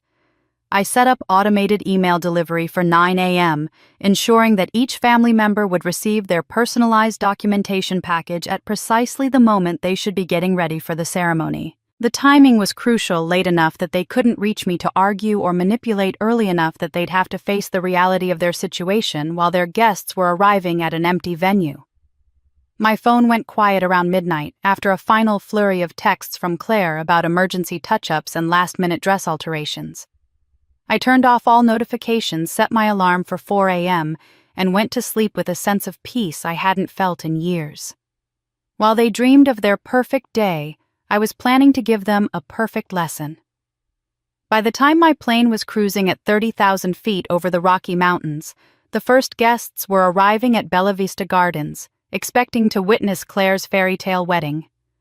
I learned about the unfolding disaster much later through a combination of social media posts, frantic voicemails, and detailed accounts from the few family friends who remained willing to speak to me afterward. But even from my airplane seat, sipping complimentary orange juice and watching Denver disappear beneath the clouds, I could imagine the scene with perfect clarity. The early arrivals would have been Eric's groomsmen, and their dates dressed in their rented tuxedos and cocktail dresses, pulling into the venue's circular driveway around 10:30 for the noon ceremony. They would have expected to see vendor trucks unloading flowers and catering equipment, staff members setting up chairs and sound systems, the bustling activity of a wedding day in full swing. Instead, they found a parking lot that looked exactly as it had the day before, empty, quiet, with no signs of preparation for anything more elaborate than an ordinary Saturday. The venue's assistant manager, a young woman named Katie, who would later become an unwitting star of several wedding disaster videos, met the first confused guests at the front door. According to her later account to local news stations, she'd been expecting this moment since the previous afternoon, when her final calls to the supposed event coordinator had gone straight to voicemail. The booking had expired at midnight due to non-payment, she explained to the increasingly bewildered wedding party, and no vendors had been authorized to begin setup. By 11 a.m., when Mom arrived in her mother-of-the-bride dress, expecting to oversee final preparations, the parking lot was filled with guests standing around in formal wear, checking their phones, and asking each other if they had the right location. Mom's arrival in Dad's car, honking the horn and waving enthusiastically from the passenger seat, created a brief moment of hope among the assembled crowd. Surely the mother of the bride would know what was happening. The hope lasted exactly as long as it took Mom to walk through the front doors of Bella Vista Gardens and discover that the main reception hall contained nothing but empty tables and chairs stacked against the walls. No white linens, no centerpieces, no dance floor, no evidence whatsoever that a wedding was supposed to happen in 1 hour. Katie watched Mom's face transform from confident expectation to confused concern to dawning horror in the span of 30 seconds. The phone calls that followed created their own chaos. Mom's frantic attempts to reach vendors produced a symphony of identical responses. No final payment had been received. No setup authorization had been given. No equipment would be delivered without confirmed payment. The florist, who had prepared $2,000 worth of white roses and peonies, explained that company policy required full payment 48 hours before delivery. The caterer, who had planned a 5-course meal for 200 guests, said their trucks were sitting at the warehouse waiting for financial clearance that never came. The string quartet was at home, having assumed the event was canceled when no payment confirmation arrived. Mom's desperate call to the venue manager brought Jennifer rushing from her office with a thick folder of documentation. The conversation that followed, conducted in the lobby while confused guests pressed their faces against the windows, laid out the brutal facts with professional politeness. The booking had been tentative pending final payment. Multiple confirmation calls had gone unanswered. The cancellation deadline had passed. The venue was not responsible for vendor coordination without confirmed booking status. It was during this explanation that Claire's limousine pulled up outside her white dress, visible through the car's rear window. The photographer Eric had hired, one of the few vendors who worked on payment after delivery terms, captured the moment Claire stepped out of the car in her $4,500 gown, expecting to be greeted by her wedding party, and instead finding clusters of overdressed people standing around looking lost and uncomfortable. The sight of Claire in her elaborate dress walking toward a building that clearly contained no wedding created a surreal tableau that several guests began recording on their phones. She moved like someone still living in the fantasy, her train trailing behind her on the asphalt, her tiara glinting in the morning sun. While behind her, the reality of the situation became increasingly obvious to everyone except her. Eric's face, when he realized what was happening, became the subject of particular fascination for wedding disaster enthusiasts online. The transformation from confident groom to mortified fraud was captured in high definition by multiple phones and later set to music by creative social media users. His red-faced stammering when guests began asking questions about vendors and payments provided clear evidence of his gold-digger nature to anyone who hadn't seen it before. The question that cut through the growing chaos came from Eric's great-aunt Martha, an elderly woman with a voice trained by decades of teaching elementary school. Standing in the empty reception hall while Claire stood frozen in her wedding dress, Aunt Martha asked the question that everyone was thinking: where's the sister who paid for everything? Shouldn't she be here managing this disaster? The silence in that empty hall was louder than any music could ever be. The breakdown began with Mom's voice echoing through the empty reception hall, a sound so raw and primal that it cut through the confused murmur of 200 wedding guests like a scream in a library. I would later watch this moment dozens of times on various social media platforms, as multiple guests had begun recording when the situation became obviously disastrous. But the audio was what made the videos go viral. The sound of a woman completely losing control in the most public way possible. "Stephanie!" Mom's voice cracked as she screamed my name, her careful mother-of-the-bride composure shattering like glass hitting concrete. "Stephanie Collins, where are you? You did this, you ruined everything." She stood in the center of the empty dance floor, her pale blue dress wrinkled from grabbing at her phone, her usually perfect hair disheveled from running her hands through it in panic. What followed was a verbal explosion that would haunt family gatherings for years to come, if there were any family gatherings to be haunted. Mom began listing every perceived flaw in my character at maximum volume, her voice carrying across the reception hall and out to the parking lot where guests who had fled the awkwardness were still standing around in bewilderment. She's selfish. She's vindictive. After everything this family has done for her, after all the love and support we've given her, this is how she repays us. Mom's accusations grew more elaborate and desperate as she realized the magnitude of the disaster unfolding around her. She promised to handle everything, she lied to us. She's jealous because Claire is beautiful and getting married and she's going to die alone. The cruelest irony was that every word she screamed provided perfect evidence of exactly why I had reached my breaking point. With each accusation, each blame-filled rant, each attempt to make me the villain in their story, she was demonstrating to 200 witnesses the toxic family dynamic that had consumed my adult life. Claire stood frozen beside her, still in her wedding dress, mascara beginning to streak down her cheeks, as the reality of the situation slowly penetrated her shock. Dad hovered nearby, looking like he wanted to disappear into the floor, occasionally reaching toward Mom, as if to calm her but never quite making contact, his lifetime pattern of conflict avoidance continuing even in this moment of ultimate family crisis. The guests' reactions created a fascinating study in group dynamics. Eric's friends and family, who had never met me and knew nothing about our family's financial arrangements, looked confused and uncomfortable, checking their phones for other places to be on a Saturday afternoon. But Mom's church friends and our longtime neighbors began piecing together the real story behind Mom's meltdown, and their expressions shifted from confusion to understanding to judgment. I learned later that Mrs. Patterson, who had lived next door to my parents for 15 years, was overheard telling her husband, "I always wondered how they afforded Claire's fancy car and that nose job on Robert's hardware store salary. That poor Stephanie has been funding their lifestyle for years." Her comments sparked a ripple of similar observations among the older women who had watched our family dynamics play out at church functions and neighborhood gatherings.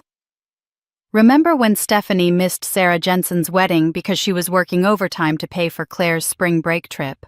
whispered Mrs. Chen from Mom's Bible study group. "And that time she couldn't afford to fix her own car because she'd just paid for Claire's apartment deposit." The conversations began as whispers but grew louder as more people connected the dots between Mom's accusations and the financial exploitation they had witnessed over the years. Several of the older wedding guests began quietly gathering their purses and checking their watches, the universal signals of people preparing to leave an uncomfortable situation. But it was Eric's reaction that provided the most damning evidence of his true character. The moment he realized that no last-minute financial rescue was coming, that no mysterious family money would appear to salvage the situation, his entire demeanor changed with stunning speed. The charming fiancé, who had spent months wooing Claire and flattering my parents, disappeared, replaced by a man whose primary concern was protecting his own reputation. I later heard from multiple sources that Eric was overheard telling his groomsmen, "I was completely misled about their financial situation. Claire told me her sister was wealthy and generous, but this is obviously some kind of family dysfunction I want no part of." His voice carried the indignant tone of someone who had been the victim of false advertising, rather than a man whose bride was standing in ruins beside him. His best man was recorded asking, "What are you going to do?" And Eric's response became legendary among wedding disaster enthusiasts. "Cut my losses. This whole family is obviously unstable, and I'm not signing up for years of drama and financial chaos." While Claire stood there in her expensive dress, still processing the destruction of her wedding day, Eric was already calculating his exit strategy. He removed his boutonniere with the casual efficiency of a man taking off a work uniform, handed it to his best man, and began walking toward the parking lot without a word to his bride of 0 minutes. The man who had promised to love her forever couldn't get away fast enough when the money dried up. While Eric was abandoning Claire in that empty reception hall, and my mother was screaming my name to an audience of horrified wedding guests, I was lying on a beach chair at Waikiki, watching the Pacific Ocean stretch endlessly toward the horizon. The contrast wasn't lost on me at the exact moment my family was discovering the consequences of taking me for granted. I was experiencing the most profound peace I'd felt in over a decade. The red bikini I wore was a small act of rebellion that felt monumentally significant. I'd bought it online 3 weeks earlier in a moment of unprecedented self-indulgence, the first piece of clothing I'd purchased for myself rather than out of necessity in longer than I could remember.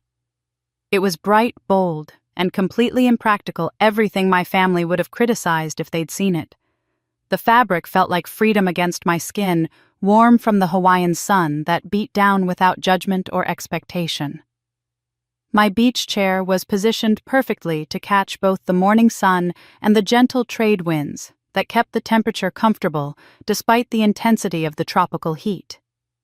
To my left, a young couple was building an elaborate sandcastle with their toddler, their laughter mixing with the rhythmic sound of waves breaking on the shore.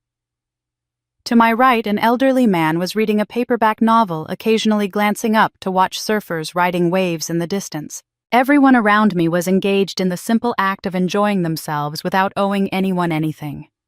The Mai Tai in my hand was my second of the day, though it was only just past noon. The drink was ridiculously expensive by my usual standards, $18 for rum and fruit juice, but I'd ordered it without checking the price, without calculating how the cost would impact my monthly budget, without considering whether someone else needed that money more than I needed the drink. The financial freedom was almost as intoxicating as the alcohol. I had been savoring the peaceful solitude for about an hour when curiosity finally overcame my determination to stay disconnected from the chaos I'd left behind. My phone had been on airplane mode since before my flight took off, creating a blissful bubble of silence that I knew would burst the moment I reconnected with the outside world. But the temptation to witness the aftermath of my carefully orchestrated absence proved too strong to resist. The phone took several seconds to reconnect to the cellular network, and then it began buzzing with the frantic intensity of a smoke alarm. Notification after notification flooded the screen in an overwhelming cascade of digital desperation. The numbers were staggering: 127 missed calls, 89 text messages, 23 voicemails, and countless notifications from social media platforms where I'd apparently been tagged in multiple posts. Mom had called 43 times, her contact frequency increasing throughout the morning as the wedding disaster unfolded. The timestamps told the story of her growing panic calls every few minutes at first, then every 30 seconds, as the situation became increasingly desperate. Dad had called 11 times, his attempts clustered around the time Mom's meltdown was probably reaching its peak. Claire's 22 missed calls were interspersed with text messages that grew progressively more incoherent as autocorrect struggled to interpret her hysteria. Even Eric had called twice, which I found grimly amusing considering he'd probably fled the scene before the afternoon was half over. His voicemails, which I played on speaker while sipping my Mai Tai, were masterpieces of entitled indignation demanding to know where I was and insisting that I owed him an explanation for the disaster I'd created. The text messages provided a fascinating timeline of the morning's events. Claire's early messages were confused, but still optimistic. "Where are you?" "The vendors are asking questions," gradually evolved into panic. "Stephanie, please call me back. Everything is falling apart." And finally, despair. "How could you do this to me on my wedding day?" Mom's texts were longer and more accusatory, filled with typos that revealed her shaking hands and fragmented thoughts. "You are destroying your sister's happiness" became, "How can you be so selfish after everything we've done for you?" And eventually, "This family will never forgive you for this betrayal." The voicemails were almost too painful to listen to, not because they made me feel guilty, but because they revealed how completely my family had missed the point of my absence. Not one message included an apology for their treatment of me. Not one acknowledged their exploitation of my generosity. Not one suggested they understood why I might have reached a breaking point. They were all variations on the same theme. I was selfish, I was vindictive. I was ruining Claire's special day, and I needed to fix everything immediately. After scrolling through the evidence of their desperation for about 10 minutes, I turned the phone back to airplane mode and set it face down on the small table beside my beach chair. The silence that followed felt like taking a deep breath after holding it for years. That's when the tears came, surprising me with their intensity. For the first time in longer than I could remember, I was crying not from frustration or exhaustion or the weight of impossible expectations, but from relief. The tears were cleansing, washing away years of accumulated resentment and guilt and obligation that had settled into my bones like sediment. I mourned the family I had thought I had, the loving relationships I had believed existed beneath all the financial transactions. I grieved for the daughter and sister I had tried so hard to be the one who sacrificed everything in pursuit of approval that was never really available. But mixed with the sadness was something lighter and more powerful. Pure, unburdened joy at the realization that I was finally free. The ocean waves that crashed rhythmically on the shore seemed to be washing away the last traces of my old life with each surge and retreat. I watched my tears fall onto the warm sand and disappear, leaving no trace behind, just like the footprints that were erased by each incoming wave. Freedom tastes like salt air and sounds like silence, and I was never going back. The digital reckoning began while I was still floating in the hotel pool. 3 days later, my phone finally reconnected to Wi-Fi, but still blissfully ignored on the poolside table. I had been living in a beautiful bubble of disconnection, ordering room service, reading novels, and swimming in water so clear I could count the tiles on the pool bottom. It wasn't until a text from Michael broke through my vacation haze that I realized my family's wedding disaster had become something much bigger than a private humiliation. Stephanie, I don't know if you've seen what's happening online, but I want you to know that everyone at Morrison is completely on your side. Call me when you're ready to talk.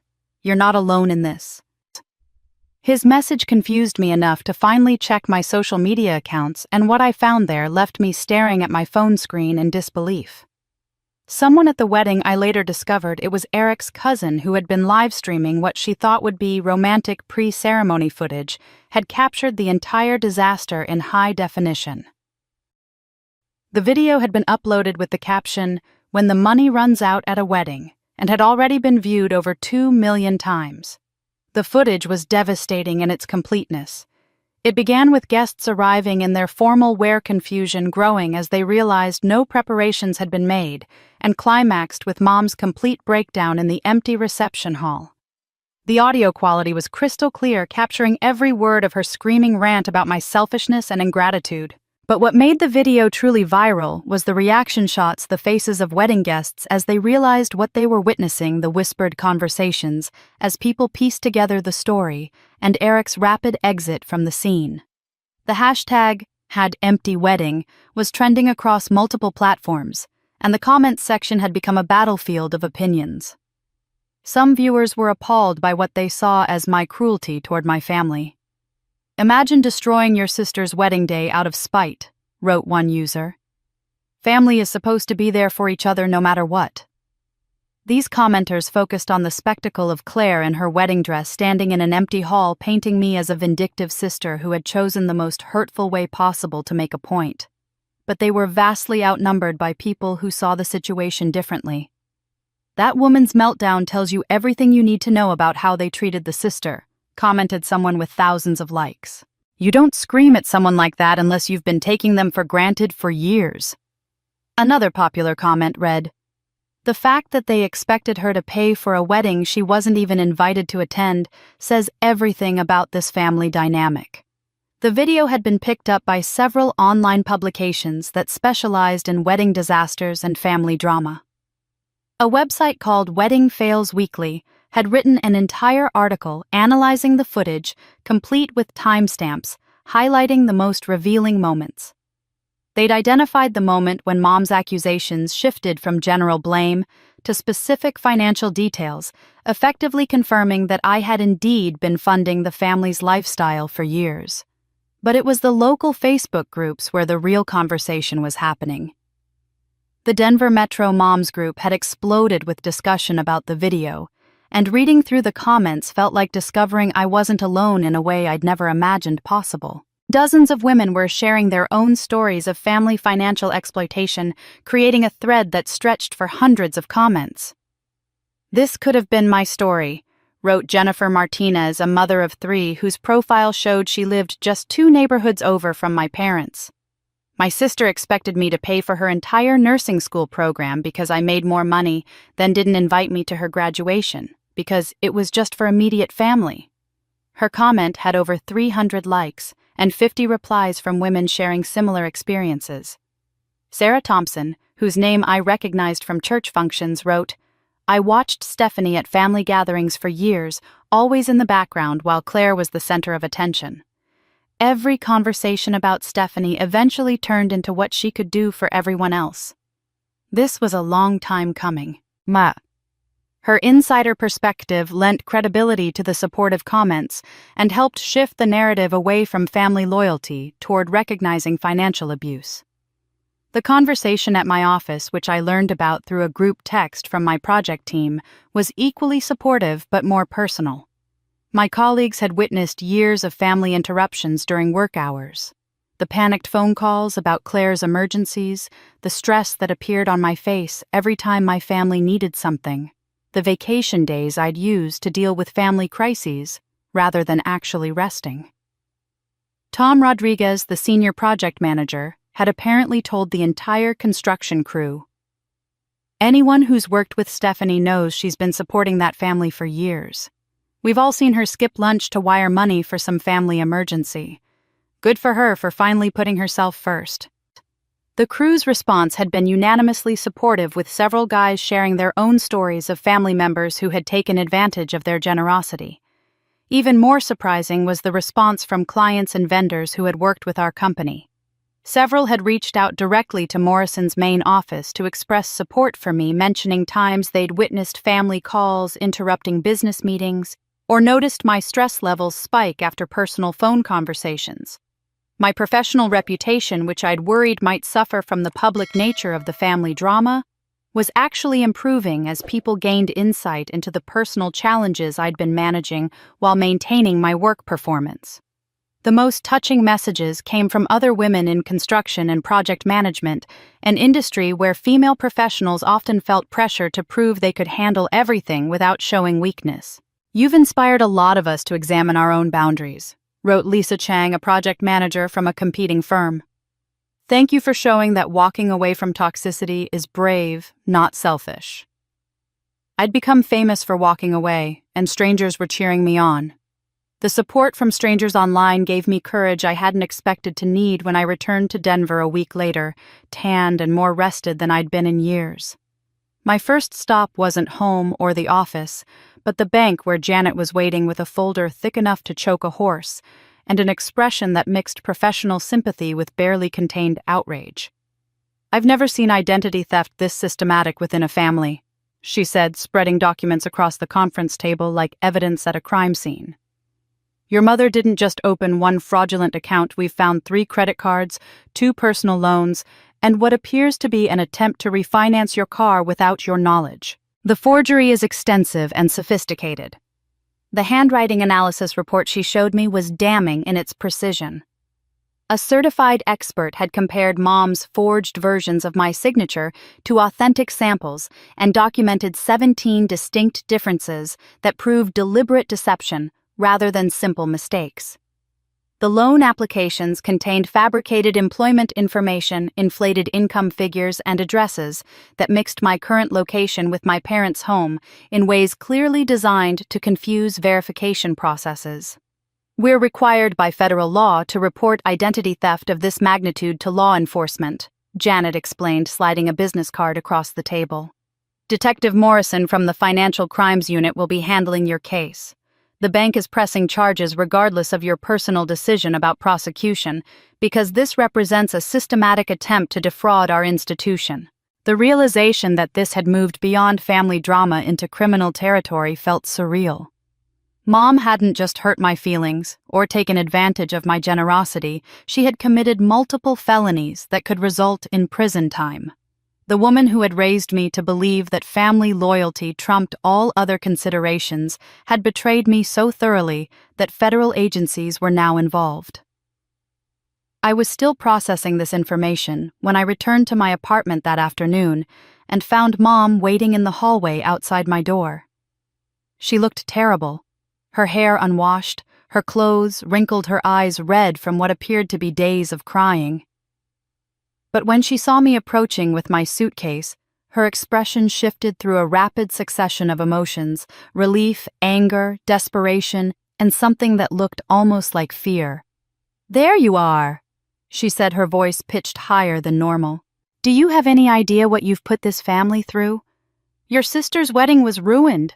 The whole neighborhood is talking about us, and now there are lawyers involved and police asking questions. How could you be so vindictive?" I unlocked my door without responding, but she followed me inside, her voice gaining volume and hysteria as she continued. "This is all a terrible misunderstanding, Stephanie. Family helps family, that's what families do. Yes, I used your credit information, but it was for family expenses. You've always been so generous, and I knew you wouldn't mind helping out when Claire needed things."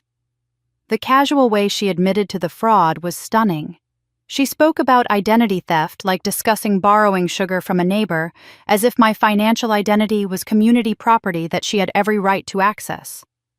When I showed her the police report I'd filed that morning, her demeanor shifted from indignant to panicked in seconds. "You called the police on your own mother?" Her voice cracked with genuine shock.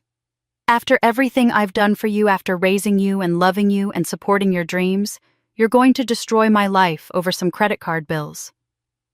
"Mom, you committed identity theft," I said quietly. "Multiple times, with forged signatures. This isn't about credit card bills. This is about felony fraud." She collapsed into my kitchen chair, her bravado crumbling as the legal reality penetrated her self-justification. "I never meant for it to go this far," she whispered. "Claire needed so many things, and your father's salary barely covers the basics. You were doing so well financially, and I thought you wouldn't mind sharing a little bit more."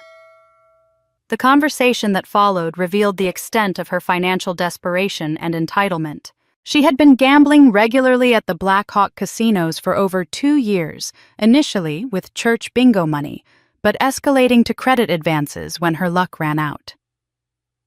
The spa treatments, the expensive dinners, Claire's cosmetic surgery, all had been funded through a combination of my direct payments and the fraudulent credit accounts she'd opened in my name.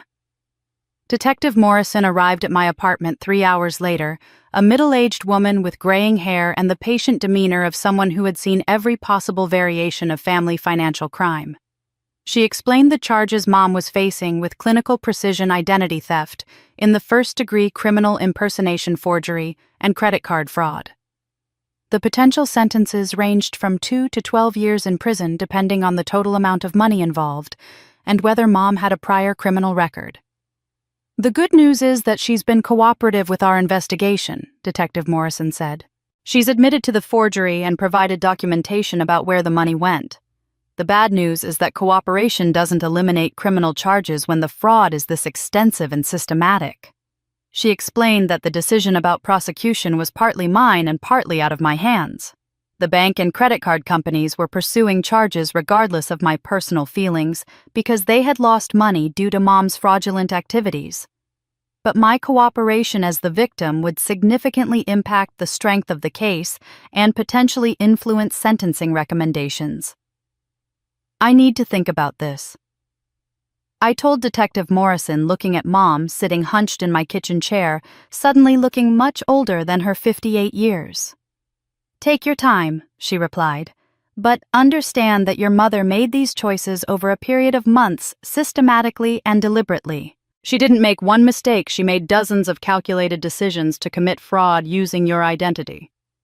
After they both left, I sat alone in my apartment with the legal documents scattered across my coffee table, finally understanding that the power dynamic in my family had shifted completely and permanently. For 28 years, Mom had held all the cards controlling family relationships through guilt manipulation and my desperate need for approval. Now she was facing felony charges, social humiliation, and potential imprisonment because of choices she'd made while taking my financial stability for granted. She'd gambled with my credit, and now she was gambling with her freedom. The call from Dad came 2 days later, his voice uncharacteristically firm despite the obvious nervousness. "Stephanie, I need to talk to you. Just you, not your mother, not Claire. Can you meet me at Murphy's Diner on Colfax tomorrow morning, 8 o'clock?" The request was so unlike him. Dad never initiated difficult conversations, never asked to meet privately, never excluded Mom from family discussions, that I agreed immediately more curious than anything else. Murphy's Diner was the kind of place Dad felt comfortable with, vinyl booths and coffee that had been brewing since dawn, and waitresses who called everyone honey. I found him in a corner booth already nursing what looked like his second cup of coffee and staring out the window with an expression I'd never seen before, determined but defeated, like a man who had finally decided to confess to a crime that had been eating at him for years. "Thank you for coming," he said as I slid into the booth across from him. "I wasn't sure you would after everything that's happened. I wouldn't blame you for never wanting to see any of us again." He looked older than I remembered, the lines around his eyes. Deeper, his shoulders more stooped, as if the weight of whatever he needed to tell me had been physically wearing him down. When the waitress came over, he ordered us both coffee and waited until she was out of earshot before speaking again. "I've been a coward," he said simply, his voice barely above a whisper. "For 28 years, I've watched your mother treat you like a bank account instead of a daughter, and I never said a word. I told myself it was keeping peace in the family, that intervening would just make things worse. But the truth is, I was afraid of her anger, and I let you pay the price for my weakness." The admission hit me harder than I'd expected. Part of me had always hoped that Dad was just oblivious to the family dynamics that his silence came from not understanding rather than deliberate avoidance. Hearing him acknowledge his role in my exploitation was somehow more painful than Mom's active manipulation. "I kept telling myself that you were strong enough to handle it, that you didn't seem to mind helping out, that families were supposed to support each other." He continued, his hands wrapped around his coffee cup like he was trying to draw warmth from it. "But watching your mother scream at you in that empty wedding hall, seeing how she blamed you for everything while taking no responsibility for her own behavior, I finally understood what I'd been enabling all these years." He reached into his jacket pocket and pulled out a manila envelope thick with documents that he placed carefully on the table between us. "There's something you need to know, something I should have told you years ago but didn't have the courage to face." Inside the envelope were legal documents, bank records, and correspondence that I recognized immediately, papers from my grandmother's estate dated 5 years earlier. Grandma Collins had always been my favorite relative, the one person in the family who seemed to see me as more than just a resource to be tapped. When she died, I had mourned not just her loss, but also the end of the only unconditional love I'd felt from my family. "Your grandmother left you $50,000 in her will," Dad said, his voice thick with shame. "She specified that it was to go directly to you for your education or your future, because she said you were the one person in this family who never asked for anything, but gave everything." I stared at the will, seeing my name clearly listed as the primary beneficiary for a substantial portion of Grandma's estate.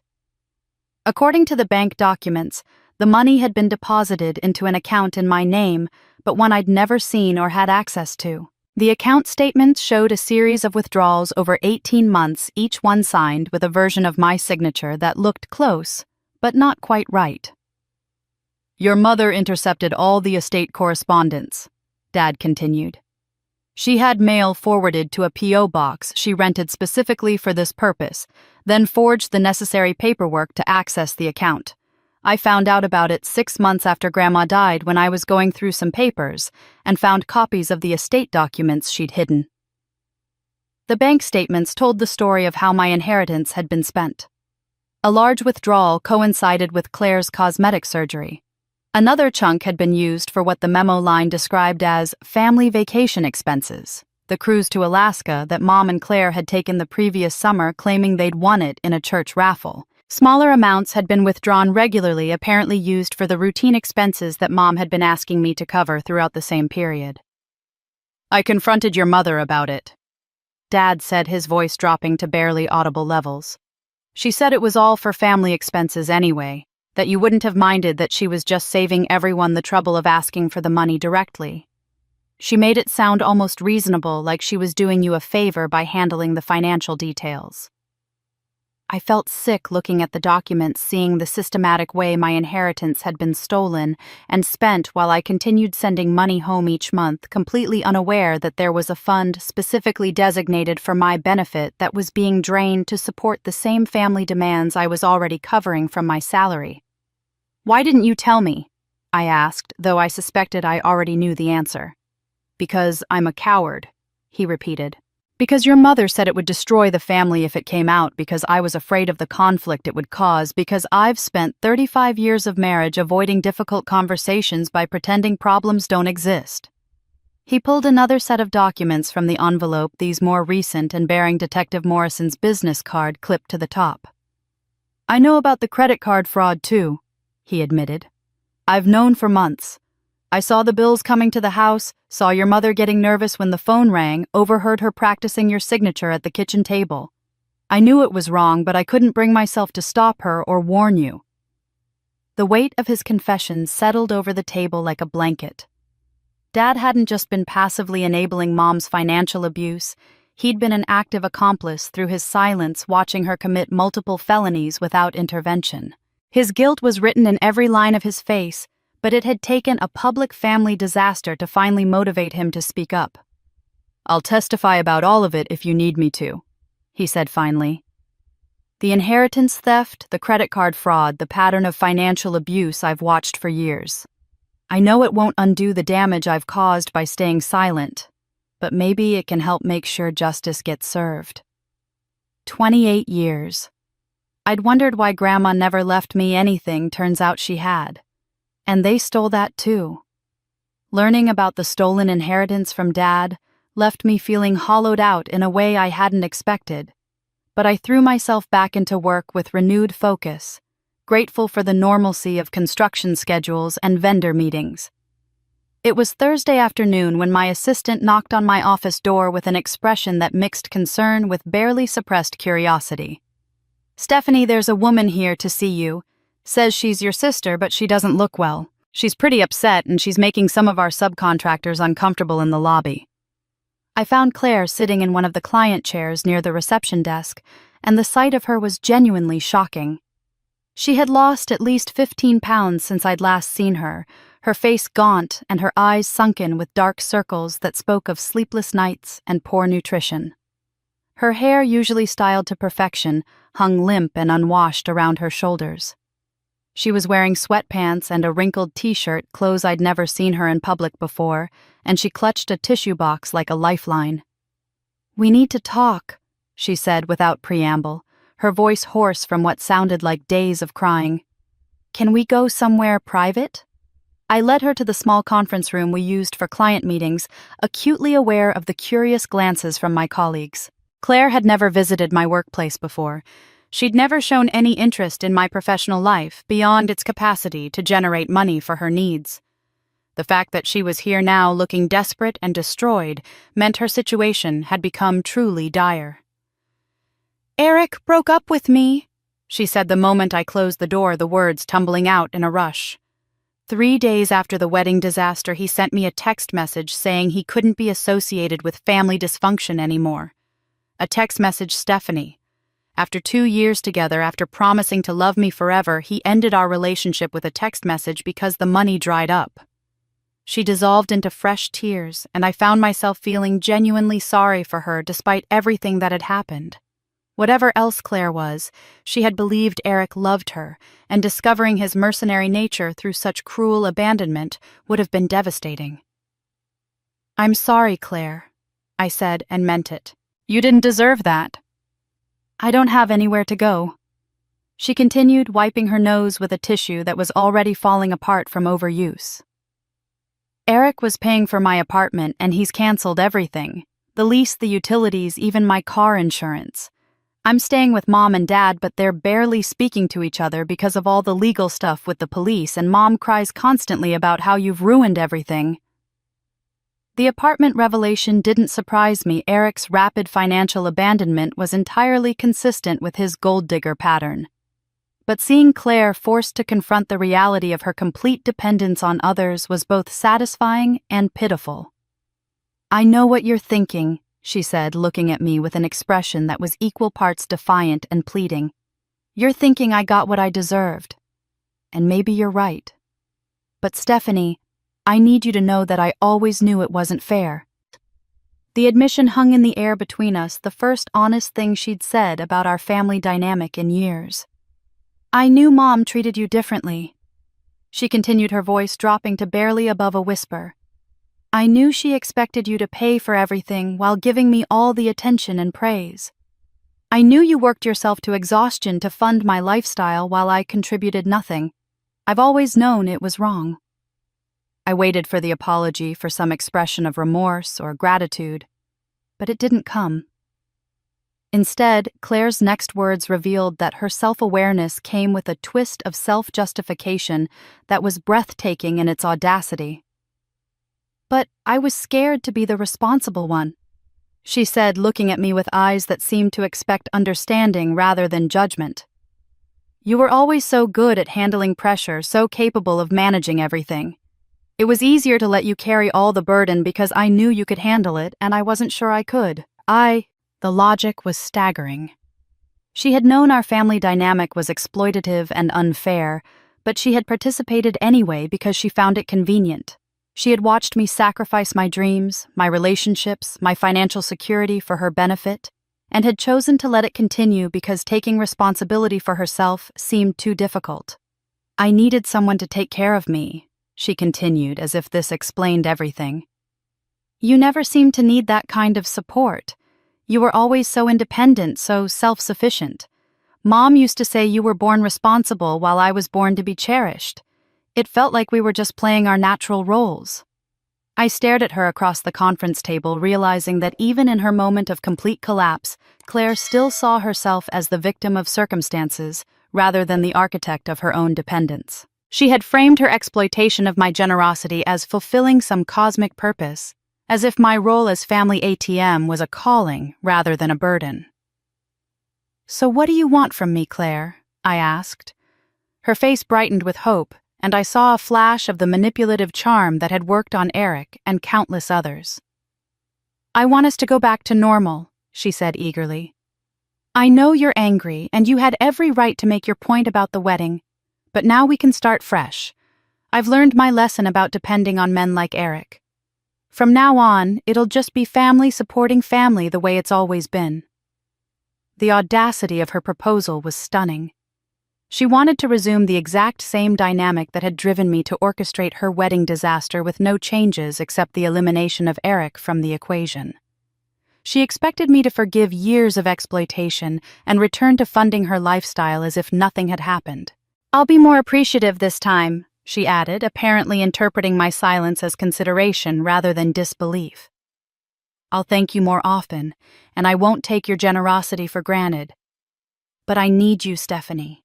You're the only family I have left who can take care of me."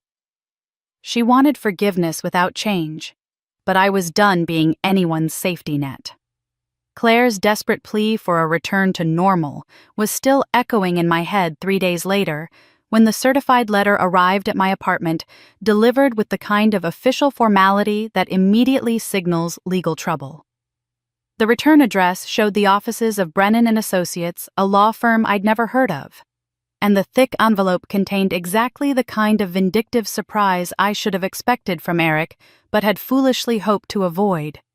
The letter was a masterpiece of legal intimidation disguised as righteous indignation.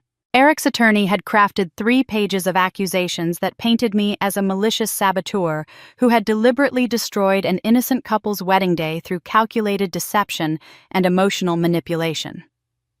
According to the legal document, I had committed intentional infliction of emotional distress against both Eric and Claire, causing them severe mental anguish, public humiliation, and substantial financial losses. The damages Eric was demanding were staggering in their audacity, $50,000 for the wedding costs his family had allegedly incurred, an additional $25,000 for reputational harm caused by the viral video, and another $15,000 for what the letter described as therapy and counseling expenses necessitated by defendant's malicious actions. He was essentially asking me to pay him $90,000 for the privilege of having exposed his gold-digging scheme. But it was the specific language of his accusations that revealed just how thoroughly Eric misunderstood both the legal system and my character. The letter claimed I had fraudulently represented my intention to pay for wedding expenses, creating a detrimental reliance that justified financial compensation. His attorney had apparently convinced him that my failure to fund his bride's fairy tale constituted a breach of some imaginary contract. I took the letter directly to Sarah Martinez, the attorney Michael had recommended when the credit card fraud case began. Sarah specialized in both family law and fraud cases, and her reputation for aggressive representation of women in financial disputes had made her something of a local legend.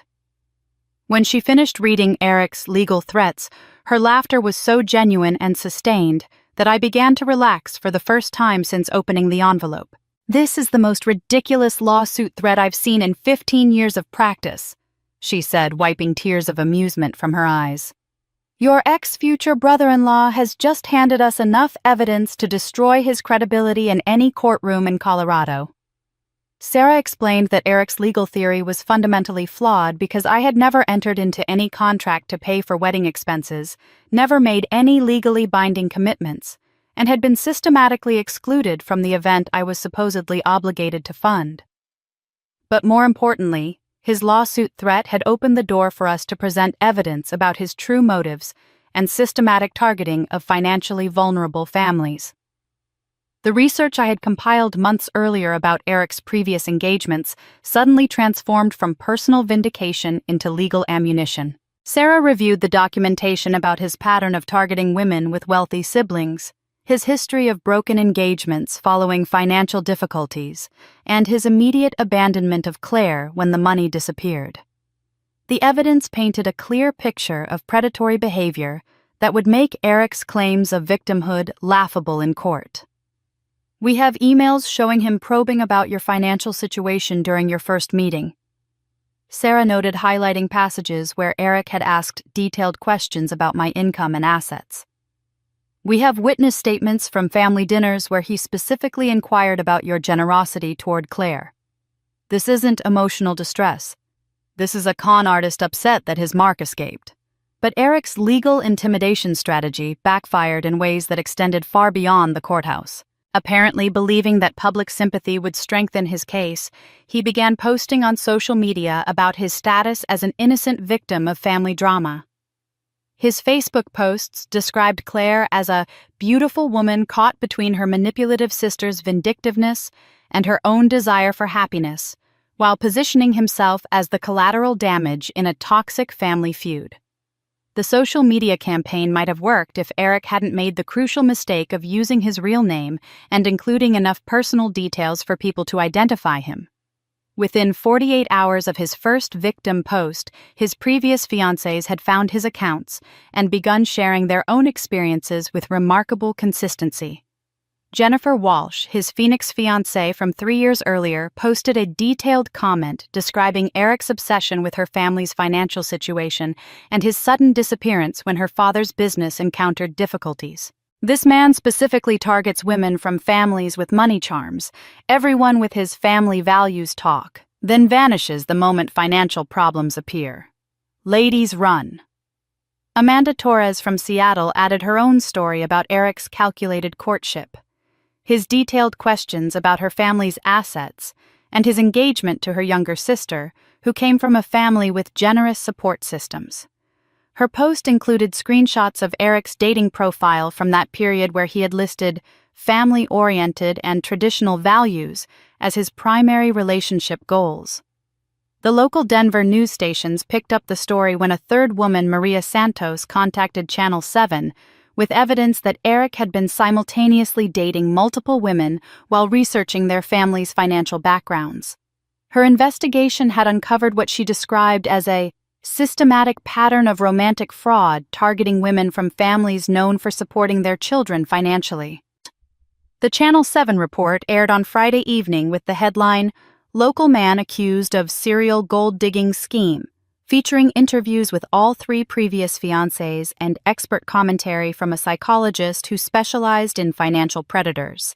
The story included footage from Claire's empty wedding, Eric's rapid departure from the scene, and his current lawsuit threats against the sister who had exposed his scheme.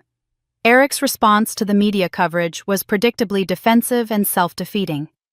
His attorney released a statement claiming that his client was the victim of a coordinated character assassination campaign by bitter former girlfriends, which only served to confirm that there were indeed multiple former girlfriends with similar stories.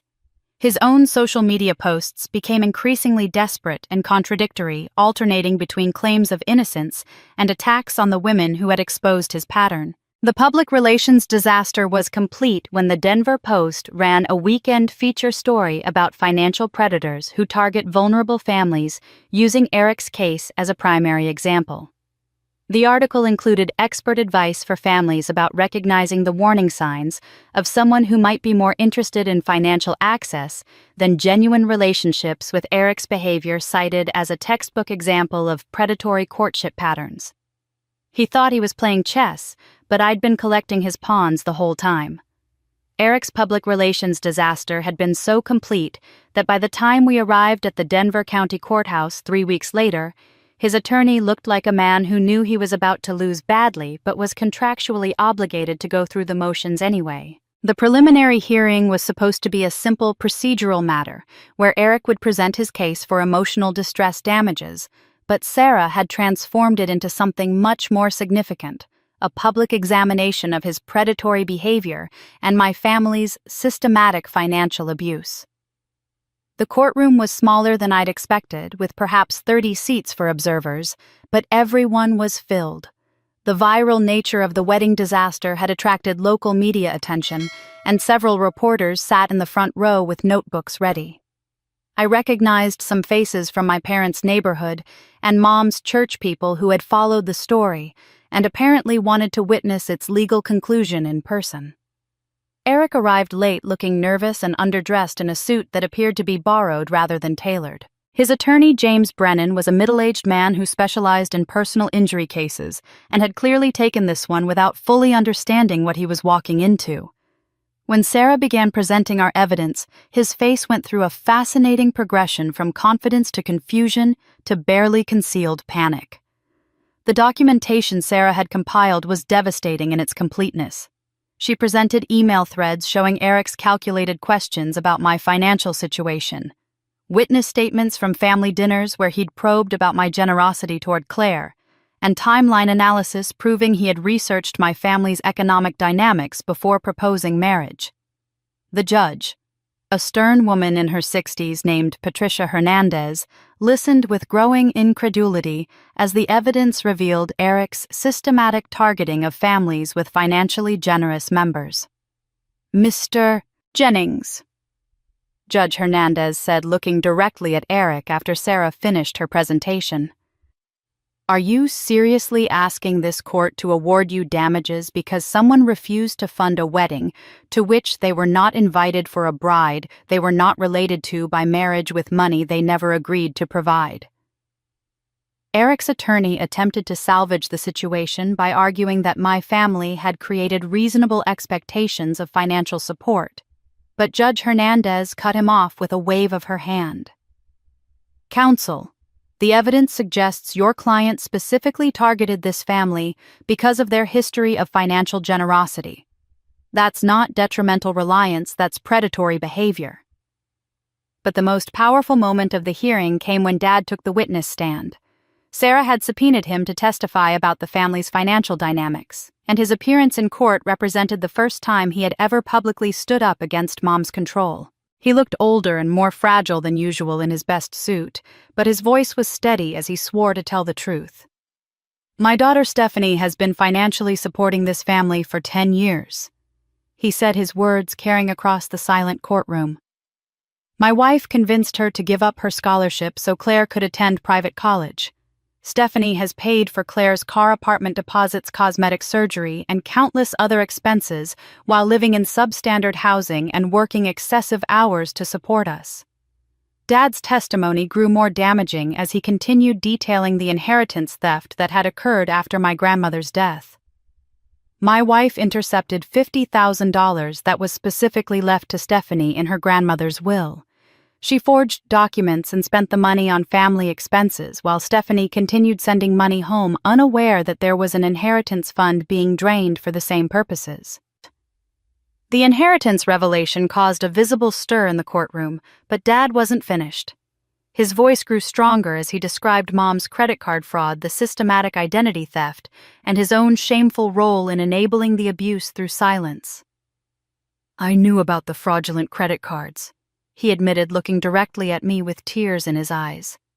"I watched my wife forge my daughter's signature multiple times and said nothing because I was afraid of confrontation. I've been a coward, and my daughter has paid the price for my weakness." Eric's case was effectively destroyed by Dad's testimony, which painted me not as a vindictive sister, but as a long-term victim of family financial abuse, who had finally reached her breaking point.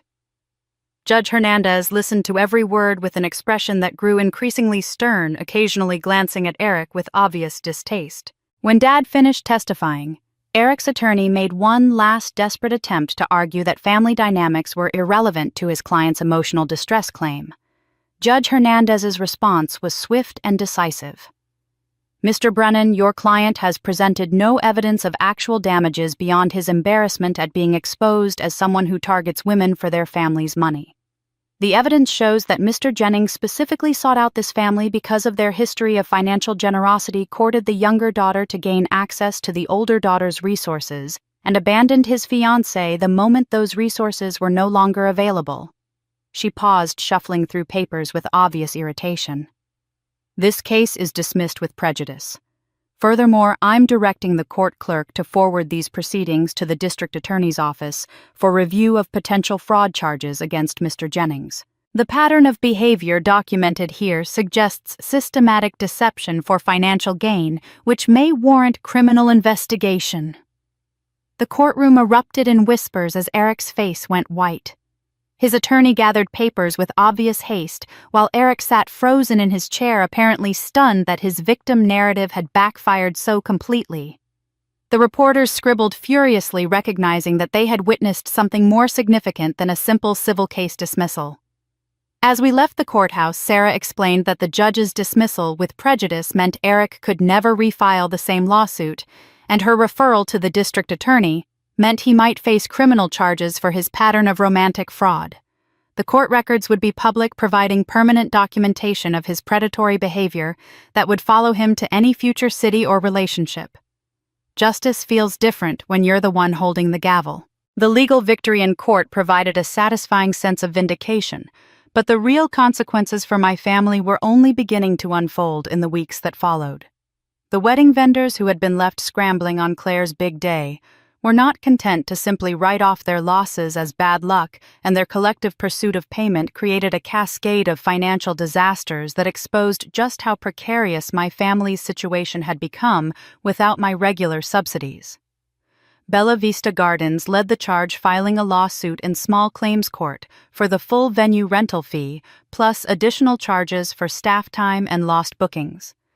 The florist followed with her own case, seeking payment for the prepared arrangements that had wilted in her cooler while waiting for authorization to deliver. The catering company, which had prepared food for 200 guests before learning the event was canceled, demanded compensation, not just for ingredients, but for lost revenue from other events they had turned away.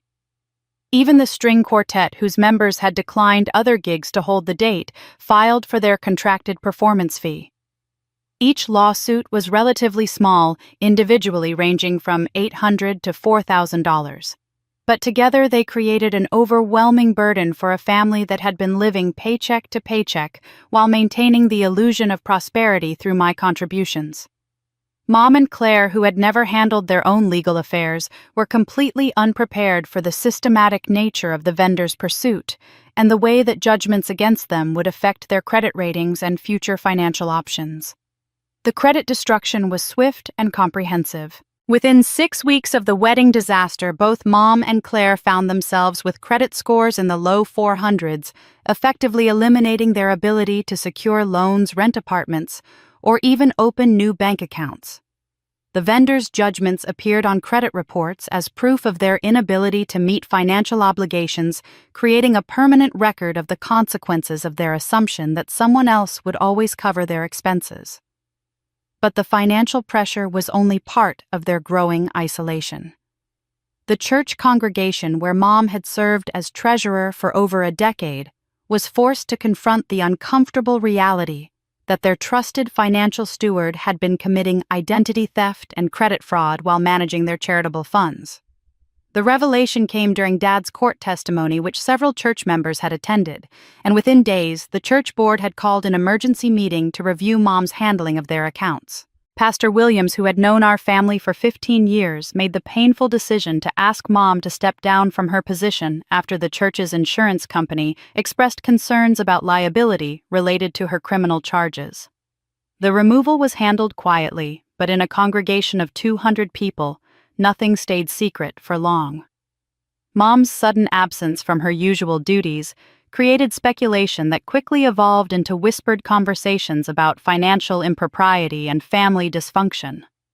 The social ostracism extended beyond the church into the neighborhood where my parents had lived for 20 years. Mrs. Henderson, who had been Mom's closest friend and walking partner, stopped returning phone calls after the wedding video went viral. The book club Mom had hosted monthly for 8 years found reasons to meet elsewhere. Even the grocery store checkout clerks who had known Mom by name for years suddenly seemed too busy for their usual pleasant conversations. Claire faced her own version of social consequences when she began looking for work after Eric's abandonment left her without financial support. Her attempts to find employment in Denver's competitive marketing field were complicated by the fact that her name had become synonymous with entitled behavior and family drama. Potential employers who Googled her name found articles about the wedding disaster videos of Mom's courthouse breakdown and social media discussions about spoiled family members who expected others to fund their lifestyles. The interview at a downtown advertising agency that should have been routine became humiliating when the hiring manager recognized her name from the news coverage. "Are you the Claire from that viral wedding video?" the woman asked with poorly concealed curiosity. "The one where your sister didn't pay for the wedding." Claire's attempts to explain the situation only made things worse, as her version of events painted her as a victim of family dysfunction, rather than someone taking responsibility for her role in the financial exploitation. But the most devastating revelation came when Dad finally began investigating the extent of Mom's financial deception prompted by the court proceedings and the growing pressure from creditors. What he discovered in her personal papers and credit card statements revealed a pattern of behavior that was far more serious than simple family favoritism or even identity theft. The casino rewards cards he found hidden in Mom's jewelry box told the story of a gambling addiction that had been growing steadily over the past 3 years. The VIP player status she had achieved at 3 different Blackhawk casinos indicated regular visits and substantial losses that she had been funding through a combination of cash advances on fraudulent credit cards and money she claimed was being spent on Claire's needs. The bank statements Dad uncovered showed that significant portions of the money I had been sending home for family expenses had actually been withdrawn in cash during weekend trips to the mountains. The timing of these withdrawals coincided perfectly with Claire's supposed emergencies, creating the illusion that Mom was using my money to help her daughter when she was actually feeding her gambling compulsion while leaving Claire's actual needs to be covered by additional requests for support. The revelation that Mom had been essentially double-dipping, using my money to gamble while claiming she needed even more money for the same family expenses, explained why the family's financial demands had been escalating so dramatically over the past few years. She hadn't been helping Claire at all. She had been using both Claire's needs and my generosity as cover for an addiction that had spiraled completely out of control. Dad's confrontation with Mom about the gambling produced the first genuine fight in their 30-year marriage. a screaming match that their neighbors later described as audible from the street. Mom's defense alternated between denial minimization and blame shifting, but she couldn't explain away the casino records or the pattern of cash withdrawals that corresponded to my transfers. Their house of cards collapsed and everyone could see it was built on my foundation.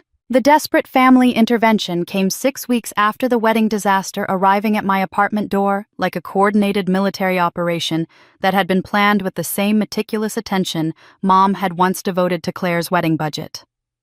I was making dinner when the doorbell rang, and through the peephole I could see all 3 of them standing in the hallway, Mom, Dad, and Claire arranged in formation like they were posing for a family portrait of desperation. They had clearly coordinated their appearance for maximum emotional impact.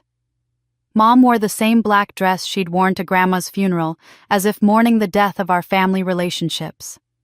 Dad had put on his best suit, the one he wore to job interviews and court appearances, lending gravity to their mission. Claire had chosen a simple sweater and jeans that made her look younger and more vulnerable than her usual carefully curated appearance. Even their timing had been calculated, arriving at dinner time when I would be relaxed and potentially more receptive to their appeals. "We need to talk," Mom said the moment I opened the door, her voice carrying a tremor I'd never heard before. "As a family, about everything that's happened and where we go from here." I stepped aside to let them in, noting how they moved through my apartment with the hesitant caution of people entering foreign territory. They had rarely visited my home during the years when I was funding their lives, preferring to summon me to family dinners where they could control the environment and conversation. Now they were in my space on my terms, and their discomfort was palpable. They arranged themselves on my couch like defendants waiting for sentencing, and the silence that followed felt heavy with the weight of everything that had been destroyed between us. Mom's hands shook as she reached for the tissue box I offered, and I realized with surprise that these were genuine tears, not the performative crying she'd used for years to manipulate my guilt. "We're going to lose the house," she said finally, her voice barely above a whisper. "The vendor lawsuits, the lawyer fees, the gambling debts, I can't hide anymore. We've been served with eviction papers, and your father's salary can't cover even our basic expenses without—" She trailed off, unable to finish the sentence that would acknowledge my role as their financial foundation. Dad looked like he had aged a decade in the past 2 months. His shoulders curved inward with defeat, and his eyes holding the exhausted expression of someone who had finally run out of ways to avoid difficult truths. "The gambling addiction counselor says your mother needs intensive treatment," he said, his voice hoarse from shame. "The insurance will cover some of it, but there are costs, and with everything else falling apart, I don't know how we're going to manage." Claire's admission was the most honest thing I'd ever heard from her. "I don't know how to function without someone taking care of me," she said, tears streaming down her face. "I've never had to budget or manage bills or make actual adult decisions because you always handled everything. I'm 26 years old and I don't know how to live like a normal person because I've never had to learn." The desperation in her voice was raw and genuine, stripped of the entitled demands that had characterized our interactions for years. She wasn't asking for money or trying to manipulate my emotions. She was simply stating a fact about her complete lack of life skills that was both pathetic and honest. "The neighbors won't speak to us," Mom continued, wiping her nose with a tissue that was already falling apart from overuse. "Mrs. Henderson crossed the street yesterday to avoid walking past me. The church has asked us to find another congregation. People I've known for 20 years look at me like I'm a criminal, and I suppose they're right to do that because that's what I am." Her acknowledgement of her criminal behavior surprised me more than anything else she could have said. For the first time in my memory, Mom was taking responsibility for her actions without immediately shifting blame or making excuses. The weight of public humiliation and legal consequences had apparently broken through decades of self-justification and forced her to confront the reality of what she had done. "We're not asking you to fix everything," Dad said, though the hope in his eyes suggested that was exactly what they were hoping for. "We know we've burned that bridge, but we need help figuring out how to start over, how to build a life that doesn't depend on taking advantage of your generosity."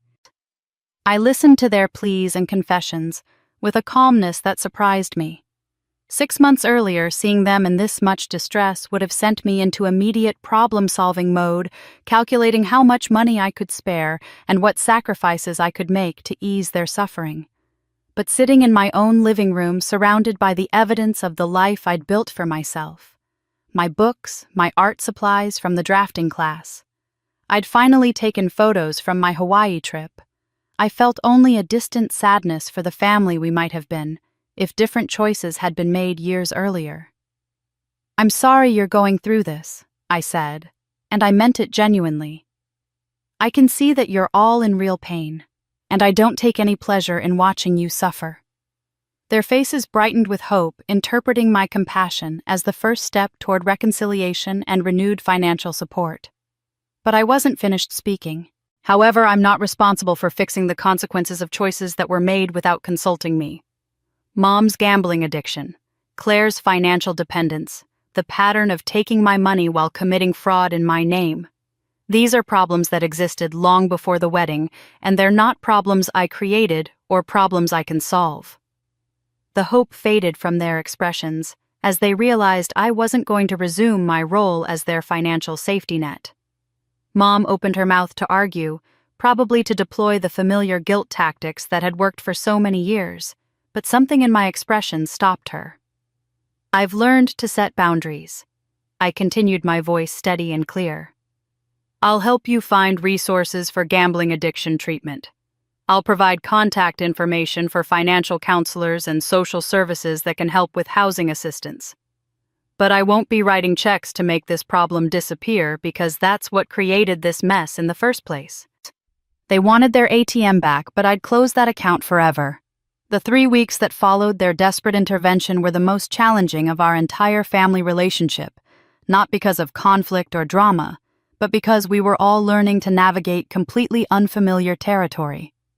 For the first time in a decade, I was offering help without enabling dysfunction, and they were being forced to accept assistance that came with accountability rather than unconditional support. Mom's gambling treatment became the first test of our new dynamic. After researching addiction programs in the Denver area, I found Mountain View Recovery Center, a facility that specialized in gambling addiction, with a structured outpatient program that included individual therapy, group counseling, and financial planning education. When I called to inquire about costs, I was clear with the intake coordinator that I would be paying directly and wanted to receive progress reports as an authorized family member. "I'm not giving you money for treatment," I told Mom during a follow-up phone call after she'd completed her initial assessment. "I'm paying the facility directly for your program, and I'll be receiving monthly reports on your attendance and participation. If you miss sessions or don't engage with the process, the funding stops immediately." The arrangement stripped away Mom's ability to use treatment money for other purposes, something I wouldn't have thought to worry about 6 months earlier, but now recognized as a necessary precaution. Her response to these conditions revealed how much she was still struggling to accept the new reality of our relationship. She alternated between gratitude for my willingness to help and resentment about the lack of trust my conditions implied. Dad's situation required different boundaries but equally clear structure. He had been forced to take early retirement from the hardware store when the stress of the legal proceedings and family scandal began, affecting his work performance, leaving him with a small pension that barely covered their mortgage payment. I agreed to cover utilities and basic living expenses for 6 months, but only after he provided me with complete access to their household budget and bank statements. "Every expense over $50 needs to be discussed with me first," I explained during our monthly financial review meeting at my apartment. "I need to see receipts, understand what money is being spent on, and have assurance that my contributions aren't enabling any continuation of the gambling or financial deception." The transparency requirement was humiliating for Dad, who had never had to account for his spending to anyone, but it was also educational. As we went through their monthly expenses together, he began to understand how completely their lifestyle had been subsidized by my contributions over the years. Grocery bills, gas money, entertainment expenses, home maintenance costs, nearly every category of spending had been inflated by the assumption that I would cover any shortfalls. Claire's recovery process proved the most complex because it required her to develop skills she had never needed to learn. After researching career development programs, I found a 6-month office management certification course at a local community college that included internship placement and job search support. The program cost $3,000, which I paid directly to the school, with the understanding that Claire would need to maintain a B average and provide me with monthly progress reports. Her initial resistance to the accountability measures was predictable but instructive. "Why can't you just trust that I'll do well?" she asked during our first check-in meeting. "I'm not Mom, I don't have a gambling problem. I just need some support while I get back on my feet." "Because trust is earned through consistent actions over time," I replied. "For 10 years you've made commitments about becoming more independent and self-sufficient, but those commitments were always abandoned the moment something easier became available. I'm not funding another round of good intentions." The evidence of her struggle to adapt to responsibility showed up in small but significant ways. Her first month's progress report revealed that she had missed 3 classes due to what she described as personal emergencies, oversleeping car trouble, and a minor illness that she claimed made attendance impossible. Her academic performance was acceptable but not exceptional, suggesting she was doing the minimum required work rather than fully engaging with the material. But there were also signs of genuine growth. When she called to ask for money to fix her car's transmission, she accepted my referral to a financial counselor who could help her explore payment plans and used car options instead of demanding immediate financial rescue. When she mentioned struggling with her coursework, she took my suggestion to utilize the college's tutoring services rather than asking me to hire a private tutor. The monthly family dinners I eventually agreed to resume were perhaps the most visible evidence of how fundamentally our relationships had changed. These gatherings, held at a neutral restaurant, rather than the family home, operated under strict guidelines about conversation topics and financial discussions. Any mention of money requests for assistance or attempts to guilt me into resuming old patterns would result in my immediate departure. "This feels so formal," Claire complained during our 3rd dinner together. "We used to be able to talk about anything as a family.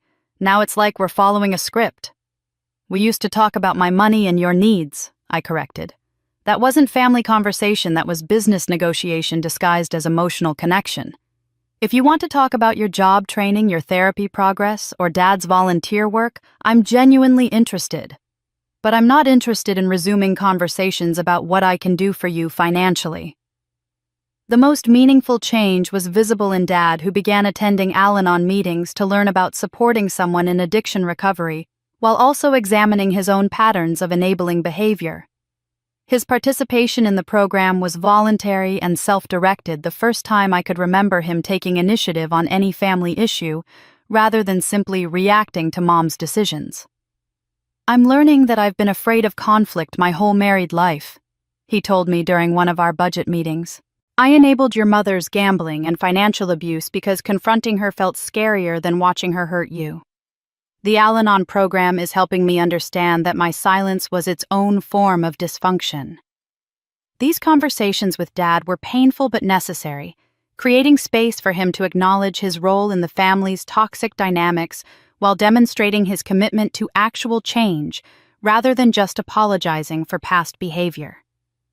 His willingness to examine his own failures gave me hope that our relationship might eventually evolve beyond financial transactions and crisis management. Love doesn't mean being someone's personal bank account. It means helping them learn to manage their own. With the new boundaries firmly established and my family's crises no longer consuming every spare moment of mental energy, I discovered something remarkable: I had bandwidth for professional ambition that had been dormant for years. The constant interruptions from family emergencies had ended the stress-induced insomnia that had plagued me for months, finally lifted, and for the first time since college, I could focus entirely on my career without wondering when the next financial crisis would derail my concentration. The promotion to senior project manager came 6 months after the wedding disaster following the successful completion of the Riverside Commons renovation that had introduced me to Michael. My supervisor, Janet Martinez, called me into her office on a Friday afternoon with a smile that immediately told me the news was good. Morrison Construction is expanding into commercial development, and we need someone to head up the new division," she said, sliding a folder across her desk. "Your work on Riverside demonstrated exactly the kind of leadership and attention to detail we need. The position comes with a 40% salary increase, your own team of project coordinators, and the opportunity to bid on some of the largest development projects in Colorado." The salary increase alone was more money than I had ever imagined earning, but what excited me most was the creative challenge of the new role. Instead of managing renovations of existing structures, I would be involved in planning and executing completely new commercial developments from the ground up. The position would require me to work closely with architects, city planners, and environmental specialists, exactly the kind of collaborative, creative work I had dreamed about during my abandoned architecture aspirations. My first major project as senior manager was a mixed-use development in downtown Boulder, combining retail space, office buildings, and residential units in a design that prioritized sustainable building practices and community integration. The project required weekly meetings with the architectural firm, where I found myself contributing ideas about space utilization and structural efficiency that drew on both my construction experience and my long-suppressed design interests. "You should have been an architect," commented Rebecca Chen, the lead architect on the project, after I suggested modifications to the building's orientation that would maximize natural light while minimizing energy costs. "Your understanding of how space affects people's daily experience is remarkable for someone with a construction background." Her observation sparked something I hadn't felt in years: professional pride that was entirely separate from my ability to solve other people's problems. For the first time since college, someone was recognizing my intellectual contributions rather than my financial resources, and the validation was intoxicating.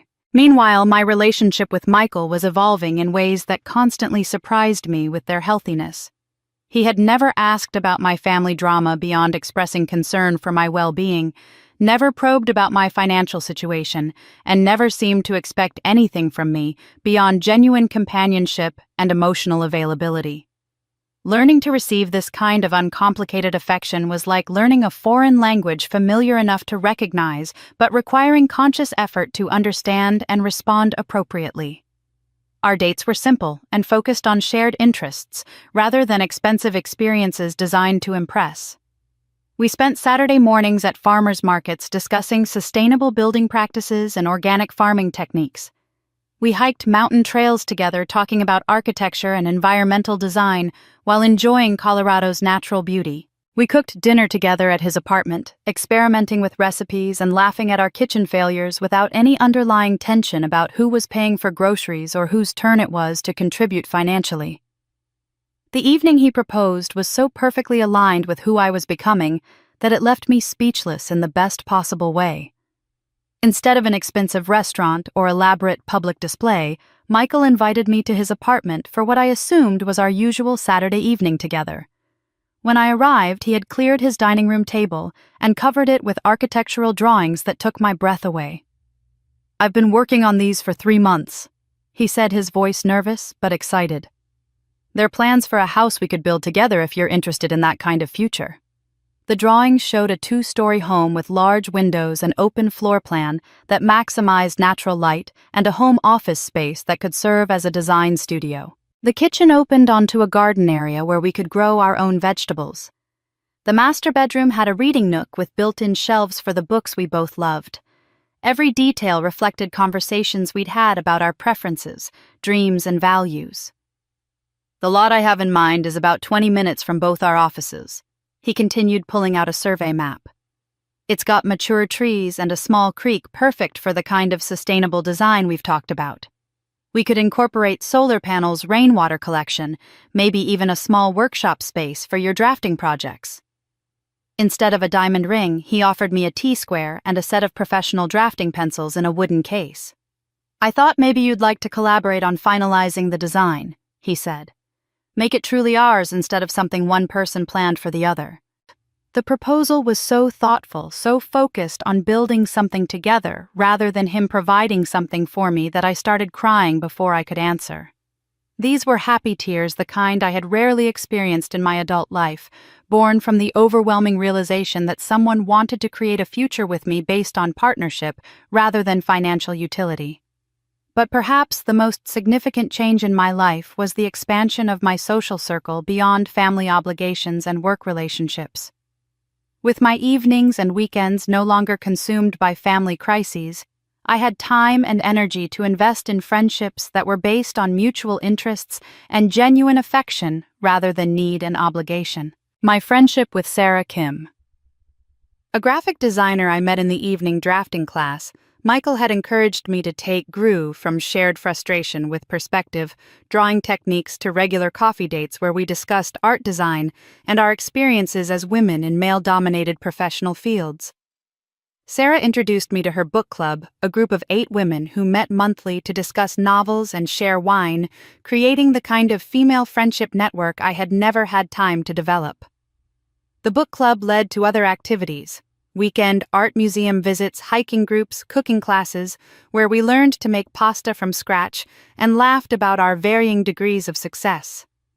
These women knew nothing about my family drama and weren't interested in my financial situation beyond the casual concern friends show for each other's general well-being. They valued my opinions about literature, enjoyed my dry sense of humor, and appreciated my willingness to drive when we planned group outings. For the first time in my adult life, I was living for me, and it felt incredible. The incredible feeling of living authentically was still settling into my bones when I found myself facing an unexpected urge that caught me off guard during a quiet Sunday morning in the partially constructed house Michael and I were building together. We had been staying in the guest bedroom while the main construction was completed, and I was sitting in what would eventually become my home office, surrounded by the smell of fresh lumber and the distant sound of Michael making breakfast in the temporary kitchen setup. Something about the peaceful domesticity of the moment, combined with the physical evidence of the new life I was creating, triggered an overwhelming need to process everything that had brought me to this point.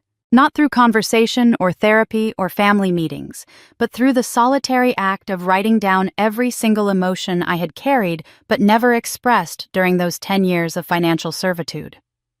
I found myself reaching for a legal pad from my work supplies and beginning what would become the longest piece of personal writing I had ever attempted. The letter started as a straightforward account addressed to my family, but it quickly evolved into something much more complex, a comprehensive inventory of every resentment, every moment of hurt, every instance of feeling invisible that I had accumulated over the past decade. The words poured out with startling intensity as if a dam had burst somewhere deep inside my psyche. I wrote about the 18-year-old girl who had given up her architecture scholarship and how that sacrifice had been treated as so unremarkable that no one ever mentioned it again. I documented the cascade of financial demands that had followed, each one presented as temporary and urgent, but which collectively had consumed my entire adult life until I existed primarily as a problem-solving resource, rather than a person with desires and dreams. I wrote about the loneliness of working 70-hour weeks while my family enjoyed the lifestyle my labor provided, about watching Claire post social media photos of vacations and shopping trips funded by my overtime pay while I ate microwave dinners in my studio apartment. I described the specific pain of being excluded from the wedding I was expected to fund, the casual cruelty of being treated as too important to lose, but not important enough to include. The letter grew to encompass memories I had forgotten I was carrying, childhood instances of being told I was the responsible one, when what I heard was the useful one. Teenage years when my accomplishments were celebrated primarily for their potential to benefit Claire's future college years, when my academic success was constantly reframed in terms of what it could provide for the family, rather than what it meant for my personal growth. As I wrote, I found myself exploring emotions I had never allowed myself to fully experience. The anger was there, certainly, but underneath it was a profound sadness about the family relationships I had thought I was nurturing through my financial generosity. I grieved for the sister relationship Claire and I might have had if it hadn't been built on economic dependency for the respect I might have earned from Mom, if I hadn't been so readily available to solve her problems with money for the conversations Dad and I might have shared, if he hadn't been so focused on avoiding conflict that he never really saw me as a person worth protecting. The writing process stretched across 3 days with sessions that lasted hours as I worked through layers of suppressed feelings that seemed to have been waiting decades for acknowledgement. I wrote about the specific humiliation of being discussed like a financial instrument during family planning sessions, about the exhaustion of being constantly alert for the next crisis that would require my intervention, about the way I had gradually lost touch with my own preferences and desires because they had seemed irrelevant compared to everyone else's needs. I documented the pattern of manipulation I had been too close to, see clearly how family conversations were structured to make me feel guilty for having money, while they struggled how my successes were consistently reframed as obligations rather than achievements, how my relationships and personal time were treated as expendable resources that should be sacrificed whenever family needs arose. But I also wrote about my own complicity in the dynamic, acknowledging how my desperate need for family approval had made me an eager participant in my own exploitation. I explored my tendency to equate love with financial utility, my fear of setting boundaries that might result in rejection, my assumption that being needed was the same as being valued. The letter became a comprehensive examination of how family dysfunction had shaped my understanding of relationships and self-worth in ways I was only beginning to recognize and correct. When I finally reached the end of what felt like an exhaustive emotional inventory, I had filled nearly 40 pages with handwriting that grew increasingly loose and urgent as suppressed feelings found their way onto paper. The letter was raw, honest, and completely devastating in its catalog of accumulated hurt and resentment. Reading through it, I felt both drained and oddly liberated, as if I had finally given voice to a part of myself that had been silenced for years. But as I sat in my future office holding this comprehensive document of family pain and personal growth, I realized something surprising. I didn't want to send it. The letter had served its purpose through the writing process alone, providing a structured way to examine and release emotions I hadn't even known I was carrying. Sending it would shift the focus from my own healing to their reactions, from internal closure to external validation. The decision not to send the letter felt like the final step in claiming full ownership of my emotional experience. For years I had looked to my family for acknowledgement of my worth, for appreciation of my sacrifices, for recognition of my humanity beyond my utility. But sitting in the house I was building with someone who loved me for who I was rather than what I could provide, I understood that their acknowledgement was no longer necessary for my healing. That evening, Michael and I built our first fire in the stone fireplace we had designed together, using scraps of lumber from the construction process. As the flames caught and grew, I fed the letter page by page into the fire, watching decades of resentment transform into smoke that rose through the chimney and disappeared into the Colorado sky.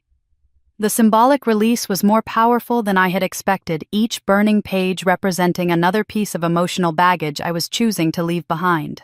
The smoke carried away not just my anger and hurt, but also my need for my family's understanding, my requirement for their apology, my dependence on their validation for my sense of self-worth.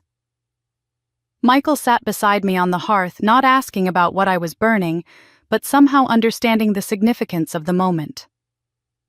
As the last page curled into ash, I felt a lightness I hadn't experienced since childhood, a sense of completion that came from honoring my own emotional experience without needing anyone else's permission or participation. Some conversations happen within yourself, and those are the ones that matter most. And that thought stayed with me as the jet's wheels kissed the runway a year later, and the cabin applauded out of habit, the kind of small ritual that used to irritate me because it felt performative, but now simply made me smile because even strangers have their ways of marking arrivals.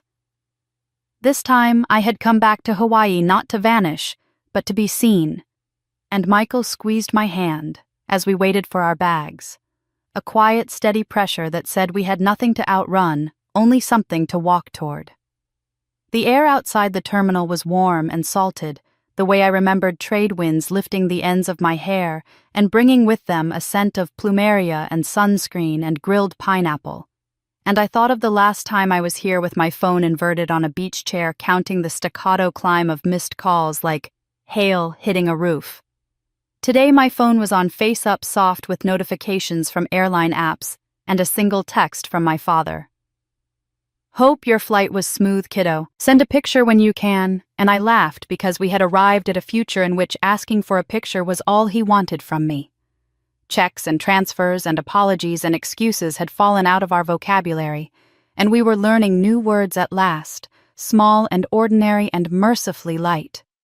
Later, when the concierge slid a key card across the marble desk and congratulated us on our engagement, Michael bent close and whispered, "So this is what it feels like to begin again," and I told him it felt like standing on a dock at dawn with the whole day opening like a clean page. We walked the familiar footpath down to the same stretch of sand where I had once hidden the water, a clear, forgiving blue that didn't care who I had been or what I'd carried. And as we set our bag by a pair of loungers and spread out towels, he knelt. Not to propose again. We had done that under the oak behind my apartment when the leaves were the color of copper pennies. But to draw a ring in the sand, a simple circle around our bare feet, and he said, "There now we're inside our own promises," and we laughed because the gesture was playful and so unlike the ceremonies I used to bankroll for other people's comfort.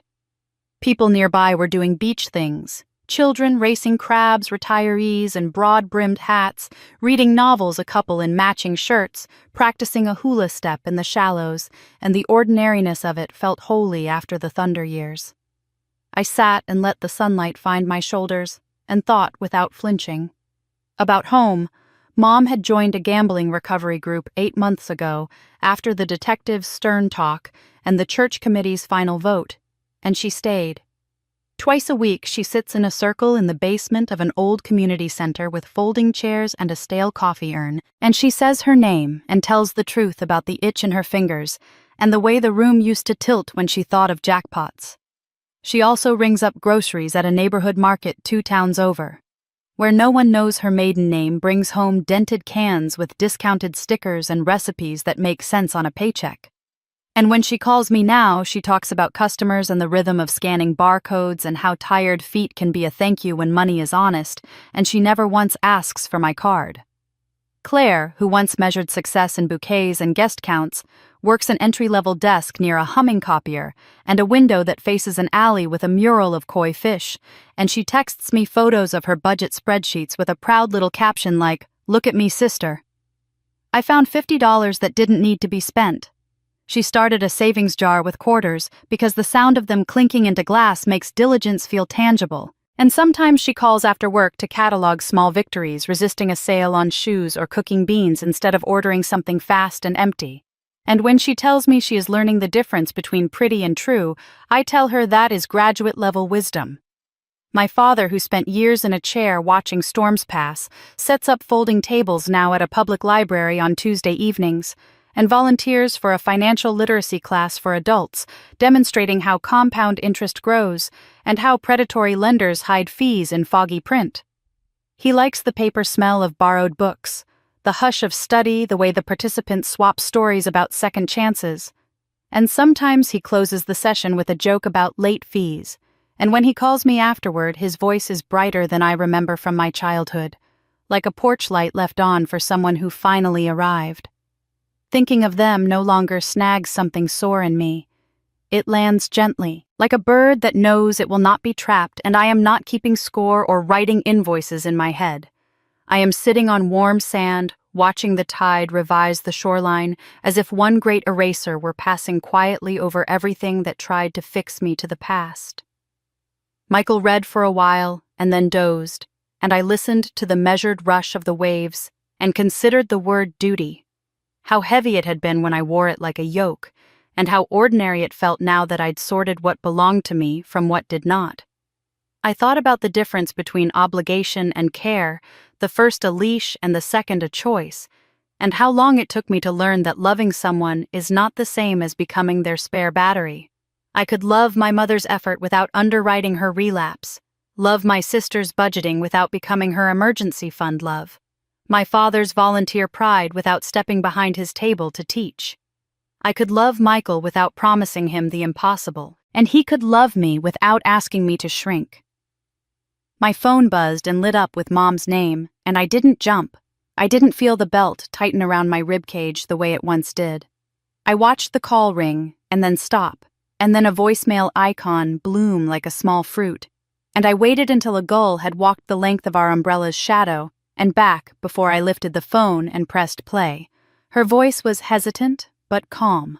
She wanted to know if the sea looked like the postcard we had on the fridge when I was a child, the one with a hibiscus and a strip of white sand. She said she'd learned how to make a fruit salad for the store's Saturday samples, and that she was getting good at scissoring coupons without thinking of slot machines. She said she hoped I was resting and that there was no rush to call back because she was on her way to a meeting and she would talk to me when I had time. I put the phone down and closed my eyes and felt the complicated gratitude you feel when someone you love who hurt you learns to be someone who doesn't hurt you, not by grand gestures but by the daily unspectacular labor of being decent. Later, we walked to the water and let it take our ankles, then our shins, and Michael asked if I wanted a photo to send my dad, and I said yes. And we stood with our faces turned toward the horizon, not staged, just available to the light, and he snapped one where I'm laughing and not thinking about how laughter looks. When we came back to the towels, I called Dad, and he answered on the second ring and asked about the clouds and whether the trades were up. The kind of small talk that sounds like nothing but, to me, contains everything. And after we hung up, I texted the photo to Mom and Claire, too, and put the phone back down without waiting for replies. The afternoon steeped toward gold and shadows lengthened like friendly, unthreatening hands, and I thought about that last conversation in myself a year ago, and how it had become less of a verdict and more of a compass, because it wasn't a door slammed or a speech delivered into a void. It was a steady retraining of instinct toward peace. A child nearby shrieked with delighted outrage as a wave stole her plastic shovel, and then returned it, and everyone on that little patch of beach laughed. A brief communion of strangers, and I felt something loosen in me that had nothing to do with victory, and everything to do with relief, the kind that leaves after it has made sure you can stand up without it. I drew my own circle in the sand with my toe and then stepped out of it and watched a new line form at the edge of the water, a soft claim that would not last, and I knew that was the point. We gathered our things when the sun began to lower and the wind changed, and as we walked along the wet sand, my footprints filled one by one until no one could tell I had been there. I realized suddenly and without drama that this was the truest ending I could have hoped for, the kind that opens into a beginning. The waves washed away my footprints just like I'd washed away their hold on me, and for the first time in 28 years I was truly free. And if you're standing where I once stood listening to the surf of your own life erase what hurt you, I want you to know something simple and solid. You are not late, you are not broken, and you are not obligated to carry what taught you to bend. Healing isn't a single grand gesture. It's a string of small mercies you offer yourself one ordinary day at a time. Start with breath slow, counted, honest. Name what happened without decorating it, and then name what you need. Rest, distance, boundaries help. None of that is selfish. It's maintenance, like mending a favorite sweater so it can keep you warm. When the ache flares, remember there are gentle tools within reach. Some people journal in the quiet of morning, letting the pen drain the noise so the day can begin. Others talk to a therapist who keeps a steady lamp on the path. If that feels daunting, begin with a support group at a community center or church basement where stories loosen the knots shame tries to tie. Walks help familiar sidewalks or a nearby trail where you can hear leaves, not opinions. A mindfulness app can guide you to notice your shoulders dropping your jaw, unclenching your heartbeat, choosing a calmer drum. If money is tangled up in your pain, a free financial literacy class can turn fear into numbers you can manage. If your phone is a door people used to barge through, change the lock, silence threads set. Do not disturb, answer when you are ready. You are allowed to be reachable without being available. Some days you'll feel strong. Some days you will simply feel. On those days, make your world smaller and kinder, a warm drink in a real mug, a tidy corner, a call to the friend who listens more than she advises. Keep a list titled, Things That Help. When I forget what helps, short, practical yours. Eat, sleep, drink water. Step into sunlight for 10 honest minutes. Celebrate unremarkable victories. A bill paid, a boundary kept. A thought you let pass without chasing it. That's how peace grows quietly, stubbornly, like beach grass that learns the shape of wind and still holds the dune. If family is part of your healing, let love be a bridge, not a leash. Give what you mean and only what you mean. Let people meet you where you live now, not where they left you. And when old guilt knocks, ask it to speak plainly. What do you want from me that I cannot give without losing myself? Then choose yourself gently again. I don't know what your ocean looks like. Maybe it's a lake, a kitchen table, a sunrise glimpsed through blinds, but I know you deserve a life that fits. If this story kept you company, if you found a word that felt like a hand to hold, I'd be grateful to have you stay close.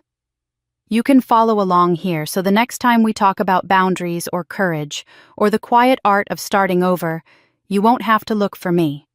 I'll be here, and so will you.